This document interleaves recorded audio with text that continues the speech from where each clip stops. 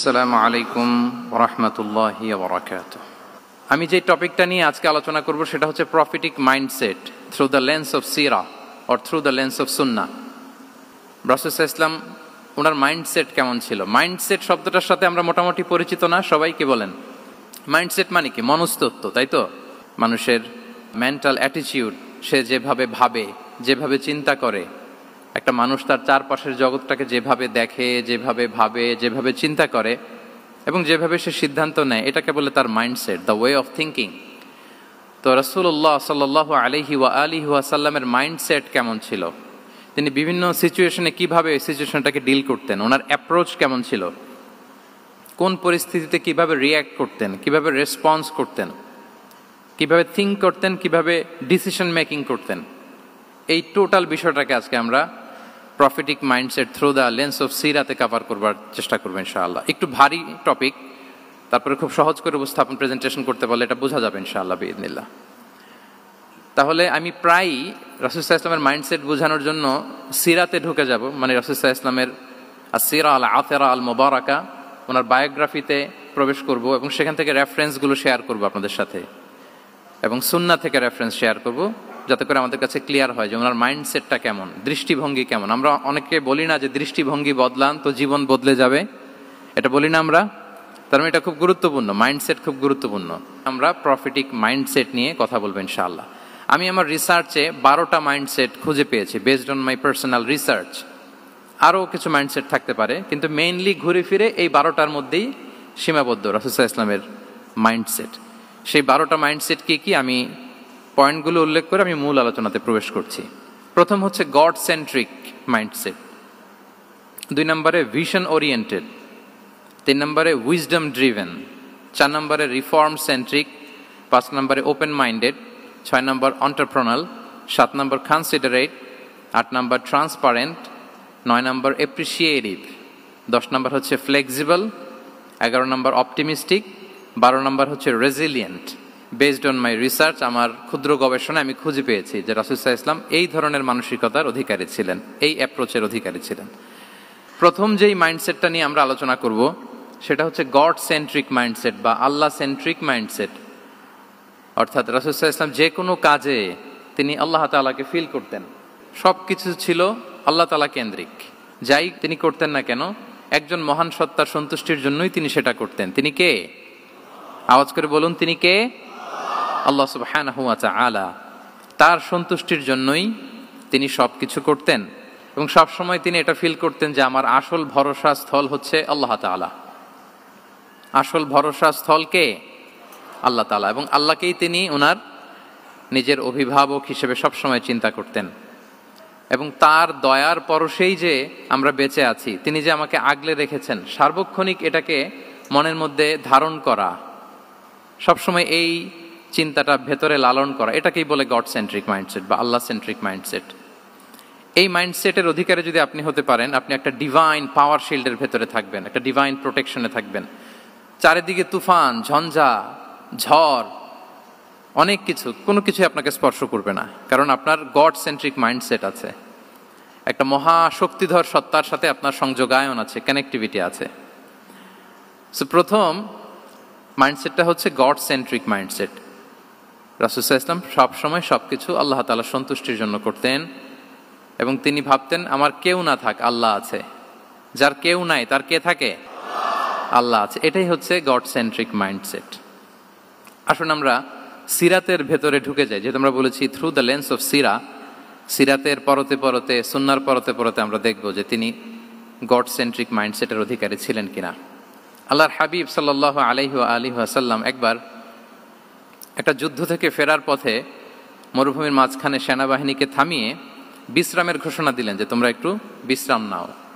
তো উনি একটা গাছের নিচে বিশ্রামের জন্য গেলেন এবং সেখানে গাছের ডালে ওনার তলোয়ারটা ঝুলিয়ে রাখলেন, ঝুলিয়ে বিশ্রাম নিতে লাগলেন, ঘুমিয়ে পড়লেন। হঠাৎ এক বেদুইন এসে রাসূল সাল্লাল্লাহু আলাইহি ওয়াসাল্লামের এই কোষবদ্ধ তলোয়ারটা কোষমুক্ত করে এরকম হাতে নিল। রাসূল সাল্লাল্লাহু আলাইহি ওয়াসাল্লাম ঘুম থেকে জেগে উঠলেন।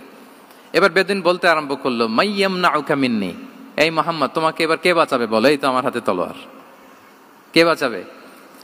সাথে সাথেই আল্লাহর হাবিব সাল্লাল্লাহু আলাইহি ওয়া আলিহি ওয়াসাল্লাম উনি উত্তরে বললেন আল্লাহ। উত্তরে কি বললেন? কোনো চিন্তা ভাবনা নাই যে ওরে আঘাত করা যায় কিনা পাল্টা, বা কোনোভাবে ওর কনফিডেন্স ডাউন করা যায় কিনা, এদিক সেদিক কারো সাপোর্ট চাওয়া যায় কিনা, কোনো দিকে না তাকিয়ে কি বললেন? আল্লাহ। সব সময় তিনি আল্লাহ কেন্দ্রিক ছিলেন। এটাকে বলে গড সেন্ট্রিক মাইন্ডসেট। যে কোনো পরিস্থিতিতে তিনি আল্লাহ যে আমার সাথে আছেন এটা কল্পনা করতেন। এবং সুনানে আবু দাউদের একটি বর্ণনা এসেছে, রাসূল সাল্লাল্লাহু আলাইহি ওয়াসাল্লাম কান নবী সাল্লাল্লাহু আলাইহি ওয়াসাল্লাম ইযা হাযাবাহু আমরুন সাল্লা, তাকে যখন কোনো জিনিস বিচলিত করত তিনি জায়নামাজের মুসল্লায় দাঁড়িয়ে যেতেন, সালাতের জন্য দাঁড়িয়ে যেতেন। বিপদে পড়লেই আল্লাহর কাছে সেটা সঁপে দিতেন, শেয়ার করতেন। আমরা বর্তমানে কোনো বিপদে পড়লেই কি করি? আগে কোথায় শেয়ার করি? ফেসবুকে। আসলে করা উচিত কার সাথে? হ্যাঁ, আমার স্ত্রীর সাথে শেয়ার করার আগেও শেয়ার করব কার সাথে? আমার বন্ধুর সাথে শেয়ার করার আগেও শেয়ার করব কার সাথে? আল্লাহর সাথে। আমরা যদি হিজরতের ঘটনাটাকে একটু অ্যানালাইজ করি তাহলে দেখব যে গারে সাউরে যখন আল্লাহ রাসূল সাল্লাল্লাহু আলাইহি ওয়াসাল্লাম এবং আবু বকর রাদিয়াল্লাহু তাআলা আনহু ওনারা আশ্রয় নিয়েছিলেন রাত্রিবেলায়, কুরাইশরা যখন খুঁজতেছিল, আবু বকর রাদিয়াল্লাহু তাআলা আনহু বলেন যে কুরাইশদের পা দেখা যাচ্ছে, ওরা যে হেঁটে যাচ্ছে, একটু উকি মারলেই আমাদেরকে দেখা যায়। তিনি অত্যন্ত ভীত সন্ত্রস্ত, তটস্থ, নিজের জন্য নয়, রাসূল সাল্লাল্লাহু আলাইহি ওয়াসাল্লামের সেফটির জন্য। রাসূল সাল্লাল্লাহু আলাইহি ওয়াসাল্লাম আবু বকর রাদিয়াল্লাহু তাআলা আনহুকে বলেন যে আবু বকর চিন্তা করো না, লা তাহসান ইন্নাল্লাহা মা'ানা, আবু বকর চিন্তা করো না, আল্লাহ আমাদের সাথে আছেন। সুবহানাল্লাহ। আমাদের সাথে কে আছেন? আল্লাহ আমাদের সাথে আছেন। এটা হচ্ছে গড সেন্ট্রিক মাইন্ডসেটের উদাহরণ।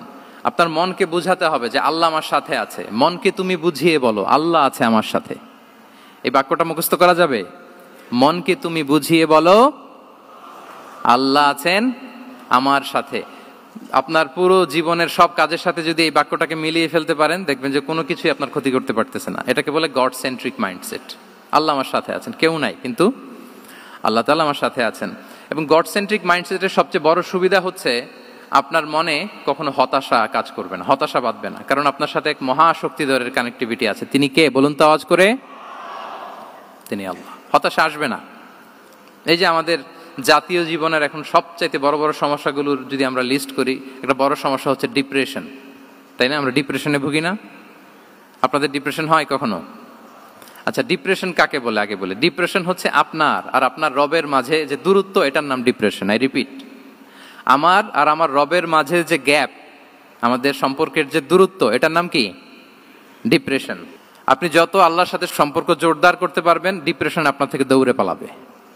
এজন্য আমাদের বিশ্বাসীদের জীবনে কোনো ডিপ্রেশন নাই। আছে? আমাদের ডিকশনারিতে কোনো ডিপ্রেশন আছে বলেন তো? আমাদের সাথে আল্লাহর সম্পর্ক কেমন বলেন? মজবুত? আলহামদুলিল্লাহ পড়ুন সবাই। তাহলে ডিপ্রেশন হচ্ছে আপনার আর আপনার রবের মাঝে যে দূরত্ব, এই দূরত্ব দূর করে দেন, ডিপ্রেশন আপনিই পালাবে।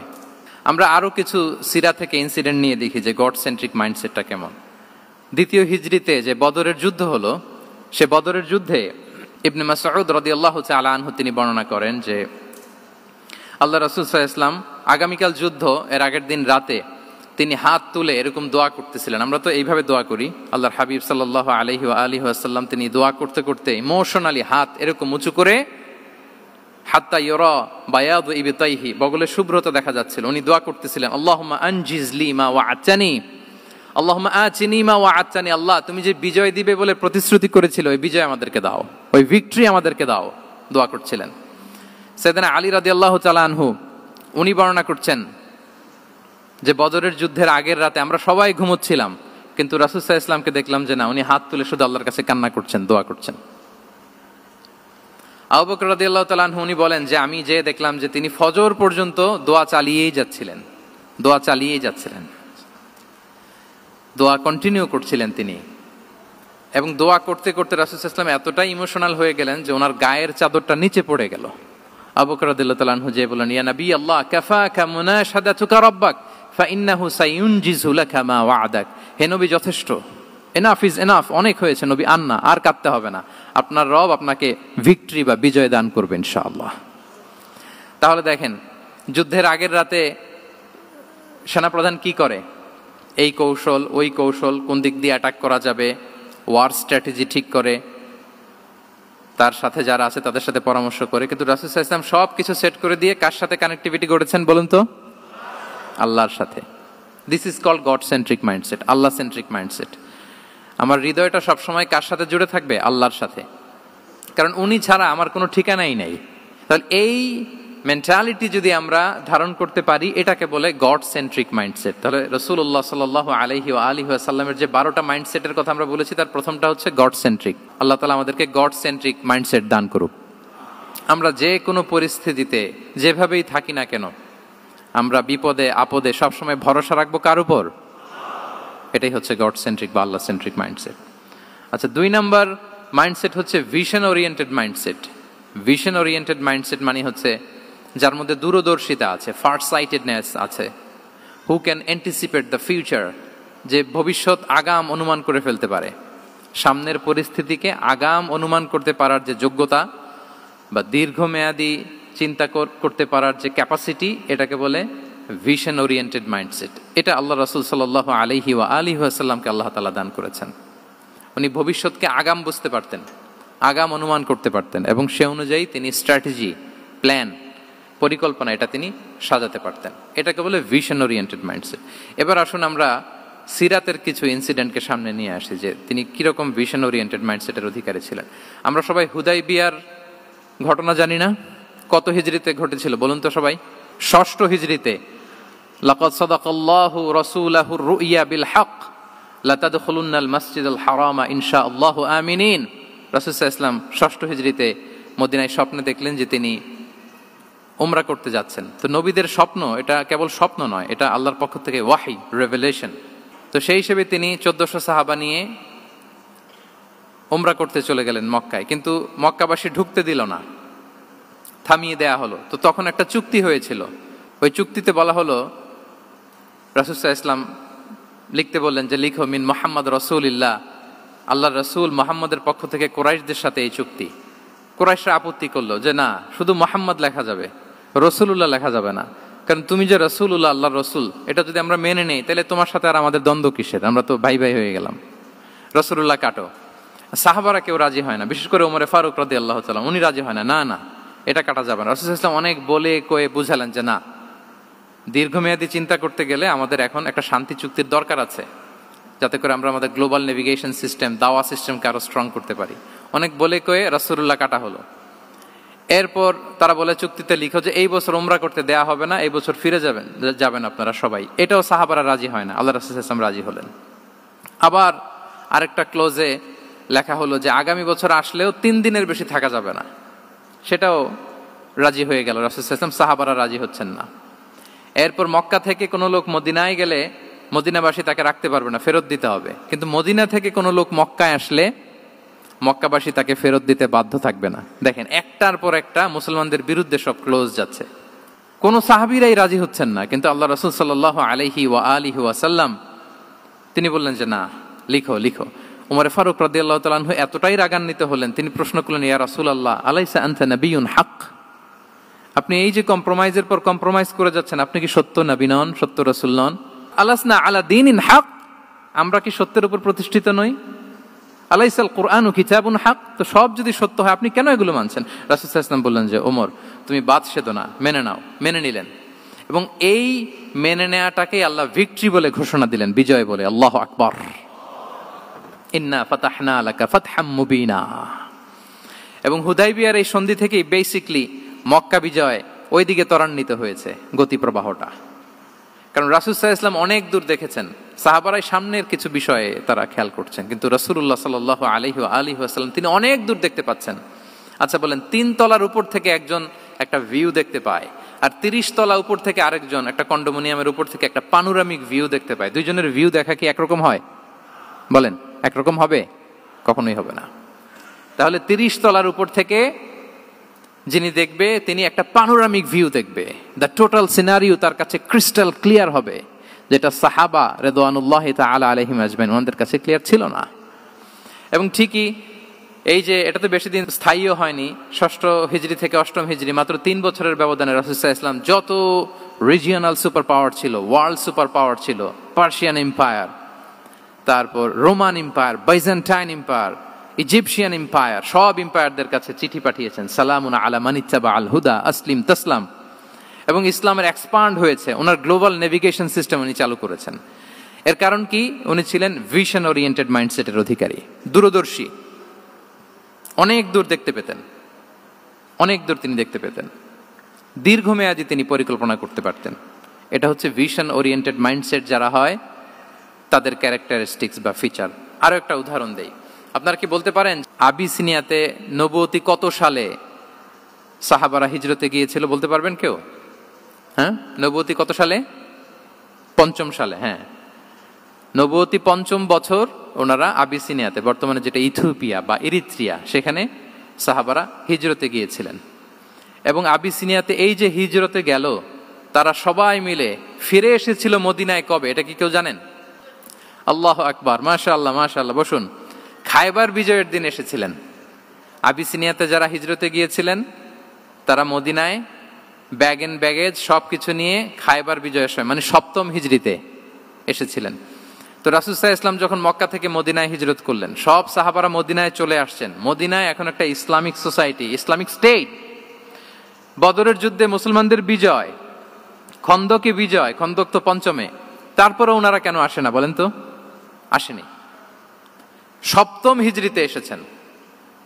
জাফর রাদিয়াল্লাহু তাআলা আনহুর নেতৃত্বে, সাইয়েদনা আলী রাদিয়াল্লাহু তাআলা আনহুর আপন ভাই, বড় ভাই, ওনার নেতৃত্বে যখন 7ম হিজরিতে ওখানে যাওয়ার 15 বছর পর যখন তারা সবাই ফিরলেন, রাসূল সাল্লাল্লাহু আলাইহি ওয়াসাল্লাম এত খুশি হলেন, তিনি বললেন, মা আদরি বিআইয়িহিমা আনা আফরাহ বিফাতহি খাইবার আও বিকুদুমি জাফর। আমি কোনটাতে বেশি খুশি আজকে আমি জানি না, খায়বার বিজয়ে বেশি খুশি না আমার ভাই জাফরকে পেয়ে বেশি খুশি। আল্লাহু আকবার, এত খুশি হয়েছিলেন। তো এখন এমনি তো মনে প্রশ্ন জাগে যে রাসূল সাল্লাল্লাহু আলাইহি ওয়াসাল্লাম যখন মদিনায় চলে আসলেন, কোরআনের আয়াতগুলো নাজিল হয়, সালাত ফরজ হলো, যাকাত আসলো, সব হলো, একটার পর একটা হচ্ছে, ইসলামিক স্টেট, তো ওনারাই কেন আবিসিনিয়াতে পড়ে আছেন? প্রশ্ন জাগে না? ওই সময় একটা ক্রাইসিস মোমেন্ট ছিল, তখন ওনারা গিয়েছিল আবিসিনিয়াতে, কিন্তু আসে না কেন? ওনারা এসেছেন 7ম হিজরিতে। এর কারণ আবিসিনিয়ায় কিছু মুসলিমদেরকে রেখে দেওয়া, এটা রাসূলুল্লাহ সাল্লাল্লাহু আলাইহি ওয়াসাল্লামের প্ল্যান বি ছিল। কি ছিল? Plan B. রাসূল সাল্লাল্লাহু আলাইহি ওয়াসাল্লাম অপেক্ষা করছিলেন যে মদিনাকে প্রথমে ইন্টারনাল যত থ্রেট আছে এগুলো থেকে মুক্ত করতে হবে, এরপরে মদিনাকে যত এক্সটার্নাল থ্রেট আছে এগুলো থেকে মুক্ত করতে হবে। সব যখন মুক্ত করে উনি দেখলেন যে না, মদিনা সেফ জোন, এখন আর আলাদা একটা বেজ, একটা এক্সট্রা সেফ জোন বা এডিশনাল বেজ আমার কোথাও দরকার নাই। তখনই তিনি লোক পাঠালেন যে যাও, জাফরের নেতৃত্বে আবিসিনিয়ায় যারা হিজরত করেছে তারা সবাই মদিনায় চলে আসো। সুবহানাল্লাহ বিহামদি। তাহলে একটা প্ল্যানে কাজ করতেন না। আমরা তো এরকম করি, একটাই প্ল্যান। প্ল্যান কয়টা? এটা যদি ওয়ার্ক না করে শেষ, আমু নাই, সালাও নাই। কিন্তু রাসূলুল্লাহ সাল্লাল্লাহু আলাইহি ওয়া আলিহি ওয়াসাল্লামের প্ল্যান এ ছিল, প্ল্যান বি ছিল, প্ল্যান সি ছিল। প্ল্যান এ ওয়ার্ক না করলে প্ল্যান বি তে যেতেন, বি ওয়ার্ক না করলে সি তে যেতেন, এইভাবে তিনি কাজ করতেন। তাহলে এটা হচ্ছে বেসিকলি ভিশন ওরিয়েন্টেড মাইন্ডসেটের অধিকারী যারা, তারা এটা করে, যারা ফিউচারকে অ্যান্টিসিপেট করতে পারে, আগাম অনুভব করতে পারে যে কি হতে পারে সামনে। এই যে বাংলাদেশের বিভিন্ন প্ল্যান পরিকল্পনায় আমরা দেখা যায় যে এখান দিয়ে একটা ব্রিজ করে পরে ভাঙতে হয়, রাস্তা একটা তৈরির পরে ভাঙতে হয়, কোথায় এক টানেল হয়ে আছে প্রতি মাসে মাসে এখন লস হয়, তারপর 1 ঘন্টা বৃষ্টি হলে পুরো ঢাকা শহর এটা বন্যা হয়ে যায়। এগুলো হচ্ছে একাধিক প্ল্যান না থাকা, ভিশনারি অ্যাটিটিউডের অধিকারী না হওয়ার কারণে এই ঝামেলাগুলো আমাদের হচ্ছে। তো প্রফেটিক সিরার এই প্রফেটিক মাইন্ডসেট থেকে আমাদের নেয়ার বিষয় হচ্ছে এটা যে আমাদেরকে ভিশনারি অ্যাটিটিউডের হতে হবে। রাসূল সাল্লাল্লাহু আলাইহি ওয়াসাল্লাম ভিশন ওরিয়েন্টেড মেন্টালিটির ছিলেন। আগাম, আজ থেকে 50 বছর পরে বাংলাদেশে কি ক্রাইসিস হতে পারে, আজ থেকে ঠিক 100 বছর পরে বাংলাদেশে কি হতে পারে, ওই রোড ম্যাপকে সামনে রেখে আমাদেরকে প্ল্যান করতে হবে। এটাকে বলে ভিশন ওরিয়েন্টেড মাইন্ডসেটের অধিকারী হওয়া। 3 নাম্বার হচ্ছে উইজডম ড্রিভেন মাইন্ডসেট। উইজডম মানে হচ্ছে প্রজ্ঞা। প্রজ্ঞা কি? জ্ঞান আর কমন সেন্স দুইটা একসাথে হইলে ওটারে প্রজ্ঞা বলে। When the knowledge and common sense join together, it reflects as wisdom. আপনার জ্ঞান এবং আপনার কমন সেন্স একসাথে হইলে ওটা উইজডম হয়ে যায়। রাসূল সাল্লাল্লাহু আলাইহি ওয়াসাল্লাম ছিলেন প্রজ্ঞায় সমৃদ্ধ এক মননের অধিকারী। ওনার সব কিছুতেই প্রজ্ঞা ছিল। উইজডম ইন গিভিং অ্যাডভাইস, উপদেশ দেওয়ার সময় ছিল। উইজডম ইন পলিসি মেকিং এর সময় সেখানে প্রজ্ঞা ছিল। Wisdom in action, strategic plan, কোনো স্ট্র্যাটেজিক প্ল্যানের ক্ষেত্রে প্রজ্ঞা ছিল। রাসূল সাল্লাল্লাহু আলাইহি ওয়াসাল্লাম একই প্রশ্নের উত্তর এক একজনকে এক একভাবে দিতেন। অনেক সাহাবারা জিজ্ঞেস করতেন যে রাসূলুল্লাহ একই প্রশ্ন, একে বললেন এইটা, ওরে বললেন ওইটা, ওরে বললেন আরেকটা, এটা কেন? তো রাসূল সাল্লাল্লাহু আলাইহি ওয়াসাল্লাম বললেন যে আমি জানি ওর কিসে ঘাটতি, আমি জানি ওর কি প্রয়োজন, আমি জানি ওকে কোন নাসিহাটা দিলে কাজ করবে, ফলে এক একজনকে আমি এক একভাবে ক্লারিফাই করেছি। আল্লাহু আকবার। This is called wisdom. আচ্ছা, উইজডম, রাসূল সাল্লাল্লাহু আলাইহি ওয়াসাল্লাম যে উইজডম ড্রিভেন মাইন্ডসেটের অধিকারী ছিলেন, এটার কয়েকটা এক্সাম্পল আমরা সিরাত থেকে দেখি। মক্কা বিজয় হয়েছে কত হিজরিতে? অষ্টম হিজরিতে যখন মক্কা বিজয় হলো, তখন রাসূল সাল্লাল্লাহু আলাইহি ওয়াসাল্লাম আম্মাজান আয়েশার সাথে গল্প করছিলেন আর বলছিলেন, আয়েশা, লাউলা হাদাসাতু আহদি কওমিকা বিল কুফরি লানাকাতুল কাবাতা ওয়ালা জাআলতুহা আলা আসাসি ইব্রাহিম। আয়েশা, তোমার এই মক্কাবাসী, তোমার এলাকার লোকজন যদি একটা ক্যাওস সৃষ্টি না করতো, তাহলে কাবার যে আসল শেপ, আমি ওই আসল শেপে এটাকে ফেরত নিতাম, কিন্তু নিতে গেলে এখন একটা ঝামেলা বাঁধবে, এজন্য নিব না। ব্যাপারটা হচ্ছে, আমরা এখন যে কাবাটাকে দেখি এটা হচ্ছে স্কয়ার আকৃতির। স্কয়ার মানে কি? বর্গাকৃতি, তাই তো? বর্তমান কাবা কোন আকৃতির বলেন তো? একটা বড় কিউবের সাইজ না? দূর থেকে দেখলে মনে হয় একটা বড় কিউবের সাইজ, কিউবের আকৃতি মানে স্কয়ার, চতুর্ভুজ। কিন্তু সাইয়েদনা ইব্রাহিম আলাইহিস সালাম যে কাবা নির্মাণ করেছিলেন, এটা কিন্তু এরকম কিউব ছিল না, ওটা ছিল রেক্ট্যাঙ্গেল। রেক্ট্যাঙ্গেল ছিল, মানে আয়তাকৃতির ছিল, এরকম লম্বা। এই যে এই টেবিলটা যেরকম, টেবিলের যে শেপ এরকম ছিল, এরকম লম্বা কাবাঘর ছিল আয়তাকৃতির। কিন্তু এখন এটা কমে স্কয়ার আকৃতির হয়ে গেছে। এর কারণটা কি? কাবা একবার ওখানে অগ্নিকাণ্ড ঘটার কারণে ধ্বংস হয়েছিল, ফলে কাবাকে আবার রিনোভেশন করা লেগেছিল, পুনর্নির্মাণ। তো কুরাইশরা সিদ্ধান্ত নিয়েছিল, কাবা পুনর্নির্মাণে আমরা কোনো হারাম টাকা ইউজ করব না, যার কাছে যত হালাল টাকা আছে নিয়ে আসা হলো। কিন্তু হালাল টাকা যতটুকু জমা হয়েছে, এটা দিয়ে পুরো কাবা নির্মাণ হয় না, অর্ধেক হয়। ফলে কাবা যে আয়তাকৃতির ছিল সেটা না হয়ে গেছে কি বলেন? বর্গাকৃতির, মানে স্কয়ার। ওই স্কয়ার কাবাই আজ পর্যন্ত রয়ে গেছে। কিন্তু ওই যে আয়তক্ষেত্রের যে শেপের মধ্যে যতটুকু জায়গা বাকি ছিল, ওইখানে দেখবেন একটা ক্রিসেন্টের মতো আছে, হেজরে ইসমাইল, হাতিমে কাবা বলে। ওইটার ভিতরে নামাজ পড়া আর কাবার ভিতরে নামাজ পড়া একই হুকুম। ওইটার ভিতরে নামাজ পড়া আর কাবার ভিতরে নামাজ পড়া কি একই হুকুম। ফলে ওই হাতিমের ভেতরে ফরজ সালাত আদায় হয় না, নফল সুন্নাত পড়া যায়। এমনকি কাবার ভেতরেও ফরজ সালাত আদায় করলে আদায় হবে না, কারণ নামাজের ফরজের মধ্যে একটা ফরজ হচ্ছে ইলা জিহাতিল কাবা, টু দ্য ডাইরেকশন অফ কেবলা। আপনার কেবলা মুখী হইতে হবে না। আপনি তো কাবার ভিতরে ঢুকে গেছেন, এখন কাবা কোন দিকে? কাবা তো নাই, বের হইতে হবে। বের হয়ে কাবা মুখী হলে সালাত হবে। I think you got the point. তো তাহলে রাসূল সাল্লাল্লাহু আলাইহি ওয়াসাল্লামের উইজডম বা প্রজ্ঞাটা এখানে দেখেন। আম্মাজান আয়েশা রাদিয়াল্লাহু তাআলা আনহাকে উনি বললেন যে, আয়েশা, মক্কা তো বিজয় হলো, মক্কার কন্ট্রোল তো এখন আমার হাতে। চাইলে আমি কাবাকে ভেঙে সেই ইব্রাহিম আলাইহিস সালামের যে বেইজ এরকম লম্বা করে শেপ দিতে পারি, কিন্তু দিব না। কেননা দিলে মক্কা একটা ক্যাওস হতে পারে। কি হতে পারে? কারণ তারা একেবারে ভেরি রিসেন্ট মুসলমান হয়েছে, তারা না বুঝেই বলবে যে সেই আদি কাবা, মুহাম্মদ এই কাবার অপমান করেছে, কাবাকে ভুলুণ্ঠিত করেছে, সম্মানকে নষ্ট করেছে, এরকম একটা কোশ্চেন রাইজ করতে পারে। এই জন্য আমি করলাম না। সুবহানাল্লাহ। This is called wisdom. এটাকে কি বলে? প্রজ্ঞা। এটাকে প্রজ্ঞা বলে। তাহলে আপনার জ্ঞান এবং আপনার কমন সেন্স দুইটা যখন কানেক্ট করে, তখন সেটা প্রজ্ঞা হয়। প্রজ্ঞার আরেকটা উদাহরণ যদি দেই সিরাত থেকে, রাসূল সাল্লাল্লাহু আলাইহি ওয়াসাল্লামের যে কনফ্লিক্ট রিজলভিং ক্যাপাসিটি ছিল, যখন কাবাকে পুনর্নির্মাণ করা হচ্ছে, তখন হাজরে আসওয়াদকে বের করা লেগেছিল, এবং রিনোভেশন শেষে আবার হাজরে আসওয়াদকে তার জায়গা মতো, মানে ব্ল্যাক স্টোন, যেটাতে চুমু দিলে মানুষের গুনাহ মাফ হয়ে যায়, হাজরে আসওয়াদ, চিনতে পেরেছেন না? ফলে অনেক বোনেরা যাদের জন্য হেজাব নিকাব মেনটেন করা হচ্ছে ফার্জ, পর্দার কোনো বালাই নাই, পুরুষের সাথে ধাক্কা ধাক্কি করে তার শরীর মিশে যাচ্ছে, গা মিশে যাচ্ছে, ধাক্কা ধাক্কি করে একটা সুন্নতের জন্য ফরজকে স্যাক্রিফাইস করে ফেলতেছে। মানে ফোকাস ঠিক নাই আর কি, কোথায় যে কোনটা করতে হবে ওইটাই ভুলে গেছে।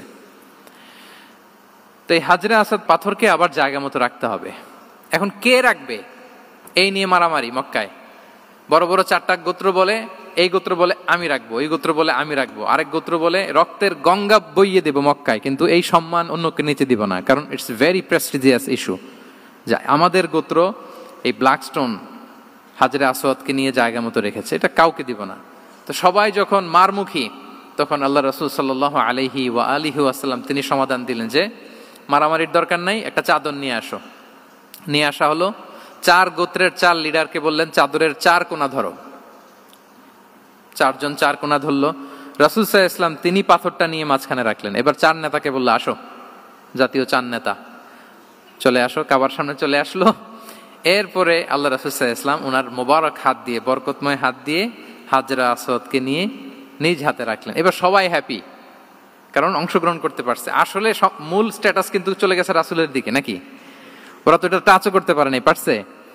ওরা চাদর ধরেই হ্যাপি, কিন্তু পাথরটা ধরেছিল কে? রাসূল সাল্লাল্লাহু আলাইহি ওয়াসাল্লাম। চাদরে রেখেছিল কে? রাসূল সাল্লাল্লাহু আলাইহি ওয়াসাল্লাম। চাদর থেকে নিয়ে আবার কাবা ঘরে সেট করেছিল কে? রাসূলুল্লাহ সাল্লাল্লাহু আলাইহি ওয়া আলিহি ওয়াসাল্লাম। এভাবে উনি কনফ্লিক্ট রিজলভ করতেন থ্রু হিজ উইজডম, ওনার প্রজ্ঞার মধ্য দিয়ে।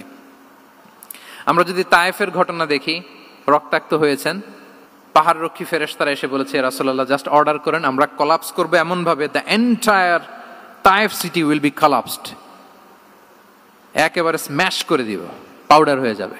রাসূল সাল্লাল্লাহু আলাইহি ওয়াসাল্লাম বললেন, না, বাল আরজু আন ইউখরিজাল্লাহু মিন আসলাবিহিম মান ইয়াবুদুল্লাহা ওয়াহদাহু ওয়া লা ইউশরিকু বিহি শাইআ। তিনি বললেন, না, ওদেরকে ধ্বংস করে দিও না, ওদেরকে ধ্বংস করলে লা ইলাহা পড়বে কে? সুবহানাল্লাহ। কি উইজডম ড্রিভেন ছিলেন উনি। উনি বলেন যে আমি আশা করি, প্রত্যাশা রাখি, দোয়া করি যে ওরা আমাকে প্রত্যাখ্যান করেছে, কিন্তু ওদের যে নেক্সট জেনারেশন, ওরা সাক্ষী দেবে আশহাদু আল্লাহ ইলাহা ইল্লাল্লাহ ওয়া আশহাদু আন্না মুহাম্মাদার রাসূলুল্লাহ। এবং তাই হয়েছে। এখন তায়েফে যান, চারদিক থেকে আল্লাহু আকবার ধ্বনিতে মুখরিত তায়েফ, এবং এত চমৎকার শহর, এটা একটা ট্যুরিস্ট ডেস্টিনেশন হয়ে গেছে। সৌদি আরবিয়াতে যারা যায়, তায়েফ না গেলে লোকদের ভালো লাগে না। ঠান্ডা, সবুজ শ্যামল, রেইনফল হয়, ফলমূল পাওয়া যায়। আব্দুল্লাহ ইবনে আব্বাস রাদিয়াল্লাহু তাআলা আনহুর স্মৃতিধন্য মসজিদ আছে, অনেকগুলো ইউনিভার্সিটি আছে, ইসলামিক ইনস্টিটিউশন আছে। এই যে নয়নাভিরাম তায়েফ, এটা রাসূল সাল্লাল্লাহু আলাইহি ওয়াসাল্লামের উইজডমের ফসল। ওই দিন যদি রাগের চোটে বলতো যে হ্যাঁ দাও, স্ম্যাশ করে দাও, তাইলে এই যে যারা শাহাদা পড়েছে, নও মুসলিম হয়েছে, এটা কিন্তু হতো না। তাহলে এটা হচ্ছে রাসূল সাল্লাল্লাহু আলাইহি ওয়াসাল্লামের প্রজ্ঞার একটা উদাহরণ। আর একটা উদাহরণে যাই। রাসূল সাল্লাল্লাহু আলাইহি ওয়াসাল্লাম যখন আকাবার দ্বিতীয় শপথ করে ফেললেন ইয়াসরিববাসীর সাথে, তখনও মদিনা হয়নি, তো তখন মদিনাবাসী বলল যে রাসূলুল্লাহ, আপনি তো এখনো হিজরত করবেন না, তো আমাদেরকে কোরআন শিখাবে কে, সালাত শিখাবে কে? আপনি একজন দায়ী পাঠান, আমাদের সাথে একজন টিচার দেন। রাসূল সাল্লাল্লাহু আলাইহি ওয়াসাল্লাম তখনও মদিনাতে হিজরতে যাননি, আমাদের সাথে একজন দায়ী পাঠাবেন। তো রাসূল সাল্লাল্লাহু আলাইহি ওয়াসাল্লাম একজনকে দায়ী হিসেবে পাঠিয়েছিলেন। বলেন ওই দায়ীর নাম কি? কি নাম? মুসআব ইবনে উমাইর রাদিয়াল্লাহু তাআলা আনহু, যিনি উহুদের যুদ্ধে শহীদ হয়েছিলেন, উনাকে পাঠিয়েছিলেন। দেখেন, উনি আবু বকর রাদিয়াল্লাহু তাআলা আনহুকে পাঠান নাই, পাঠিয়েছেন ওমর ফারুককে, ওসমান রাদিয়াল্লাহু তাআলা আনহু, আলী রাদিয়াল্লাহু তাআলা আনহু, কাউকে পাঠাইছেন? কারে পাঠালেন? মুসআবকে। এর কারণ হচ্ছে উনি দেখতে খুব স্মার্ট ছিলেন, খুব ড্যাশিং ফেসের অধিকারী ছিলেন, মক্কার এলিট ফ্যামিলির একজন যুবক ছিলেন, এবং উনি সবচাইতে দামি দামি পারফিউম কালেক্ট করে ওইটা দিতেন। উনি মক্কার কোনো রাস্তা দিয়ে হেঁটে গেলে লোকজন বুঝতো এই রাস্তা দিয়ে কিছুক্ষণ আগে হেঁটে গিয়েছে মুসআব ইবনে উমাইর। সুবহানাল্লাহ। আমরা বাংলায় বলি না যে আগে দর্শনদারি পরে গুণবিচারী, এই কথাটার সাথে পরিচিত আপনারা? আগে দর্শনদারি পরে গুণবিচারী। আল্লাহ তাআলা এক একজনকে আমাদেরকে এক এক অবয়বে সৃষ্টি করেছেন। হুয়াল্লাযী ইউসাউবিরুকুম ফিল আরহামি কাইফা ইয়াশা। আল্লাহর একটা নাম হচ্ছে তিনি আল মুসাউবির, দ্য ডিজাইনার। মায়ের গর্ভে থাকতেই আমাদের কার চেহারা, কার কণ্ঠস্বর, কার স্কিন কালার, কে কিরকম হব, সব ফিক্স তিনি ঠিক করে দিয়েছেন। এটা আল্লাহর দেয়া। কিন্তু রাসূল সাল্লাল্লাহু আলাইহি ওয়াসাল্লামের উইজডমের ব্যাপার হচ্ছে তিনি আবু বকর রাদিয়াল্লাহু তাআলা আনহু, ওমর রাদিয়াল্লাহু তাআলা আনহু, ওসমান আলী, কাউকে চুজ না করে কাকে পাঠালেন? মুসআব ইবনে উমাইরকে। যে তাকে দেখলেই সবাই আগে পাগল হয়ে যায়, মানে ইমপ্রেস হয়ে যায়। হ্যাঁ, ফার্স্ট ইমপ্রেশনটা তার খুব ভালো, খুব ভালো। উনি মুসআব ইবনে উমাইরকে পাঠালেন, এবং যেই প্ল্যান সেই কাজ। উনি যে পুরো মদিনা কাঁপায় ফেলছেন, মাশাআল্লাহ। মদিনার ঘরে ঘরে উনি ইসলামের বার্তা পৌঁছে দিয়েছেন, এবং স্বয়ং রাসূলুল্লাহ সাল্লাল্লাহু আলাইহি ওয়াসাল্লামের আগে তিনি মদিনাতে জুমার নামাজ পড়েছিলেন। কারণ জুমার বিধান আসছে, কিন্তু মক্কা এমন একটা ল্যান্ড যেখানে এখনো জুমা পড়া আবশ্যক হয় নাই, চারদিকে কুফর বেষ্টিত। তো রাসূল সাল্লাল্লাহু আলাইহি ওয়াসাল্লাম লোক পাঠিয়েছেন যে জুমার বিধান এসছে, মুসাব তুমি কিন্তু মদিনায় যারা আছে তাদেরকে নিয়ে জুমা পড়ে ফেলো। তো মুসাব রাদিয়াল্লাহু তাআলা আনহু স্বয়ং রাসূলুল্লাহ সাল্লাল্লাহু আলাইহি ওয়াসাল্লামের আগে রাসূল সাল্লাল্লাহু আলাইহি ওয়াসাল্লামের পারমিশন নিয়ে মদিনাতে জুমা কায়েম করে ফেলছে। সুবহানাল্লাহি ওয়া বিহামদিহি। দেখেন, উইজডম ড্রিভেন পার্সোনালিটির অধিকারী ছিলেন, প্রজ্ঞার অধিকারী ছিলেন, অন্য কাউকে পাঠাননি। কাকে পাঠিয়েছেন? মুসআব ইবনে উমাইর। তাহলে উনি যেই কাজটাই করতেন, যেটা বলতেন, যেটাতে এঙ্গেজ হতেন, এর নেপথ্যে প্রজ্ঞা ছিল। কি ছিল ভাই? উইজডম ছিল। আল্লাহ যেন সেই উইজডম আমাদেরকে দান করেন, আল্লাহ যেন সেই প্রজ্ঞা দিয়ে আমাদেরকে সমৃদ্ধ করেন। আমরা সবাই পড়ি আমিন। 4 নাম্বার হচ্ছে রিফর্ম সেন্ট্রিক মাইন্ডসেট। মানে রাসূল সাল্লাল্লাহু আলাইহি ওয়াসাল্লাম সংস্কারবাদী ছিলেন আর কি। ভুলভাল দেখলে রিফর্ম করতেন, ইসলাহ করতেন, সংস্কার। এখন তো এই যে অনেকগুলো সংস্কার কমিটি হলো দেখলাম বাংলাদেশে, খুব সুন্দর, বিভিন্ন বিষয়ে সংস্কার হচ্ছে। এবং স্বাধীনতার পরে আমাদের বয়স তো আর বেশি না, মানে সব দলের লোকেরা মিলে একসাথে এরকম বসা, এরপর রাষ্ট্রীয় ইস্যু নিয়ে ডিসকাস করা, এরপর মাঝে মাঝে আবার ওয়াক আউট করা, আবার একটু মিষ্টি ঝগড়া করা, আবার একটু ফান করা, এই সব কিছুর মধ্য দিয়ে জাতির জন্য ভাবা, নতুন নতুন চিন্তা প্রণয়ন। That's very good, I do appreciate, এটা দরকার। এমন বাংলাদেশই তো আমরা চেয়েছিলাম, ঠিক কিনা বলেন? এই যে রিফর্ম হচ্ছে, এটা অ্যাপ্রিসিয়েবল। রাসূল সাল্লাল্লাহু আলাইহি ওয়াসাল্লামের কিন্তু এই রিফর্ম সেন্ট্রিক মাইন্ডসেট ছিল। অন্যায় দেখলে, ভুলভাল দেখলে, অসঙ্গতি দেখলে, ইনকনসিস্টেন্সি দেখলে শুধরে দিতেন। শুদ্ধাচার অভিযান চালিয়েছেন মক্কাতেও, মদিনাতেও রিফর্ম করতেন। সব খারাপকে তিনি ভালো দিয়ে পরিবর্তন করে দিতেন। আসুন সিরাতের আয়নায়, থ্রু দ্য লেন্স অফ সিরা, আমরা দেখি কিভাবে পরিবর্তন করতেন। রাসূল সাল্লাল্লাহু আলাইহি ওয়াসাল্লামের একটা আদত বা হ্যাবিট ছিল, তিনি কোনো ব্যক্তির বা কোনো স্থানের কোনো বাজে নাম বা খারাপ নাম দেখলে ওটা ভালো নামে চেঞ্জ করে দিতেন। মক্কা থেকে মদিনায় হিজরতের আগে মদিনার নাম ছিল ইয়াসরিব। কি ছিল? ইয়াসরিব মানে হচ্ছে প্রতিশোধ বা নিন্দা বা ক্ষোভ বা ভর্ৎসনা, সবগুলোই খুব বাজে মিনিং ডিনোট করে। রাসূল সাল্লাল্লাহু আলাইহি ওয়াসাল্লাম বললেন, আমি যেই শহরে হিজরত করব এই শহরের নাম ক্ষোভ, এই শহরের নাম হিংসা, এটা হইতে পারে? বলেন। রাহমাতাল লিল আলামিন, হ্যাঁ, mercy and peace for the entire universe করে যাকে আল্লাহ পাঠিয়েছেন, উনি যেই শহরে থাকবেন ওই শহরের নাম প্রতিশোধের শহর, এটা হবে? উনি শহরের নাম চেঞ্জ করে দিলেন। উনি শহরের নাম দিলেন মদিনাতুন নবী। কি দিলেন? মদিনাতুন নবী, অথবা তওবা তয়্যিবা, চেঞ্জ করে দিলেন, পরিবর্তন করে দিলেন। এক এলাকায় যে বিষ্ণু ইসলাম দেখলেন যে গাছপালা হয় না, উনি বললেন মাসমু হাযিহিল আরদ, এই জায়গার নাম কি? সবাই বলে ইসমুহা গাদেরা। গাদেরা মানে হচ্ছে মাকান লা নাবাতা ফিহি ওয়ালা শাজার, এমন জায়গা যেখানে ঘাস লতাপাতা কিছুই জন্মায় না। রাসূল সাল্লাল্লাহু আলাইহি ওয়াসাল্লাম বললেন, এই জন্য তো ঘাস জন্মায় না, নাম তো রাখছো খুব বাজে একটা নাম। রাসূল সাল্লাল্লাহু আলাইহি ওয়াসাল্লাম বললেন, আজ থেকে এলাকার নাম গাদেরা নয়, এলাকার নাম আজকে থেকে খাদেরা। কি নাম? খাদেরা মানে কি বলেন? সবুজ, গ্রিন, এভারগ্রিন, সবুজ শ্যামল। এবং রাসূল সাল্লাল্লাহু আলাইহি ওয়াসাল্লাম যখন গ্রিন ল্যান্ড নাম দিয়ে দিলেন, এরপর থেকে সবুজ শ্যামল করে আল্লাহ জায়গাটাকে বরকতময় করে দিলেন। Changing names. এক সুন্দরী নারীকে বললেন মাসমুকি, কি নাম? বলে আসিয়া। আসিয়া মানে অবাধ্য। রাসূল সাল্লাল্লাহু আলাইহি ওয়াসাল্লাম বললেন, তুমি এত সুন্দরী, you are a beautiful lady, আর কি বাজে একটা নাম রেখেছো আসিয়া। তুমি আসিয়া কেন হবে? আজকে থেকে তোমার নাম জামিলা, মানে তুমি সুন্দরী, রূপবতী। সুবহানাল্লাহ, সুন্দর একটা নাম দিয়ে দিলেন। এক সাহাবীর নাম ছিল হাজান। হাজান মানে রাফ এন্ড টাফ, রুক্ষ। রাসূল সাল্লাল্লাহু আলাইহি ওয়াসাল্লাম বললেন, না, হাজান না, তোমার নাম আজকে থেকে সাহাল। কি নাম? সাহাল। সাহাল মানে সহজ। উনি বলেন, যেদিন থেকে সাহাল রাখছি এর আগ পর্যন্ত নাকি ওনার অসুস্থতা, রোগ বালাই একটার পর একটা লেগেই থাকতো। যেদিন থেকে সাহাল, ওই দিন থেকে উনি বলেন যে আল্লাহ তাআলা নবীর এই নাম চেঞ্জ করে দেওয়ার বারাকায় আমার পুরো জীবনের সব কাজকে আল্লাহ তাআলা সহজ করে দিয়েছেন। তাহলে রিফর্ম সেন্ট্রিক মাইন্ডসেট, আমরাও খারাপ কিছু দেখলে ভালো দিয়ে পরিবর্তন করব। কি বলেন? আচ্ছা, এটা তো নাম চেঞ্জ করে দেয়া। এবার সোশ্যাল রিফর্ম তিনি কি কি করেছেন আমরা একটু দেখি। তিনি যখন যুবক, মক্কায় এক ইয়ামানি লোক ব্যবসা করতে এসে তার প্রোডাক্ট বিক্রি করার পরে, আস ইবনে ওয়াইল নামে এক লোকের কাছে বিক্রি করার পরে যখন দাম চাইতে গেল, আস বলে, আরে বেটা, আমরা মক্কার সন্তান, আমরা দাম দিব না। তো সে ভাবলো হয়তো আমার সাথে ঠাট্টা করেছে, হজের মৌসুম যাক, বেচাকেনা শেষ করে যাওয়ার পথে দামটা নিয়ে যাব। সে ফেরার দিন আবার গেল যে আমার তো জিনিসের দামটা আপনি দিলেন না। সে বলে, আমরা এই ভূখণ্ডের মালিক, আমরা দাম দেই না। এটা তো বড় জুলুম। সে কান্নাকাটি শুরু করলো। তার এই কান্নাকাটি দেখে আল্লাহ রাসূল সাল্লাল্লাহু আলাইহি ওয়াসাল্লাম, ওনার চাচা জুবাইর ইবনে আব্দুল মুত্তালিব সহ ইয়াং স্টার যারা আছে, দ্য ইয়ুথ অব মক্কা, তাদের সবাইকে নিয়ে একটা সোসাইটি করলেন। এই যে আমরা হালাফুল ফুদুলের নাম শুনি না, যেটা বাংলায় আমরা কি বলি? হিলফুল ফুজুল। এই নামে তো অনেক সংগঠন আছে বাংলাদেশে। কি বলেন? যুবকরা কোনো সংগঠন করলে কমনলি এই নামটা পছন্দ করে, হিলফুল ফুজুল। আসলে এটার মূল নাম ছিল হালাফুল মুত্তাইয়িবিন। তিব মানে হচ্ছে রং। রাসূল সাল্লাল্লাহু আলাইহি ওয়াসাল্লাম সবাই মিলে, তখন জাহিলি যুগে একটা কালচার ছিল, বালতি ভর্তি রঙের ভেতরে হাত ঢুকিয়ে দিত, দিয়ে এই রং সমেত হাতটা তারা পাথরের মধ্যে লাগাতো, সবার হাত ওইখানে দিত, মানে আমরা হাতে হাত রেখে কমিটেড, আমরা ঐক্যবদ্ধ হলাম। সেখান থেকে হয়েছে হালাফুল মুত্তাইবিন থেকে হালাফুল ফুদুল। ওনারা বলল যে না, আমরা সবাই থাকবো মা আল মাজলুমি দিদ্দা জালিম, আমরা মজলুমের পক্ষে থাকবো, জালিমের বিপক্ষে থাকবো। এবং যেই প্রতিজ্ঞা ওই কাজ, সবাই মিলে আস ইবনে ওয়াইলকে ধরলো, তার কাছ থেকে টাকা আদায় করে ওই ইয়ামানি ব্যবসায়ীর কাছে পৌঁছে দিয়ে তিনি মাজলুমকে সহায়তা করেছেন। সুবহানাল্লাহ। এবং এই টেন্ডেন্সি, এই জুলুম, চাঁদাবাজি যেগুলো ছিল মক্কার জমিনে, রাসূল সাল্লাল্লাহু আলাইহি ওয়াসাল্লাম এই সোশ্যাল রিফর্মের মাধ্যমে এটাকে সংস্কার করেছেন। তাহলে এই যে রিফর্ম সেন্ট্রিক আমাদের হইতে হবে। আমাদের সমাজেও এখন চাঁদাবাজি আছে না নাই বলেন? খুন খারাপি আছে না নাই? সামাজিক অনাচার?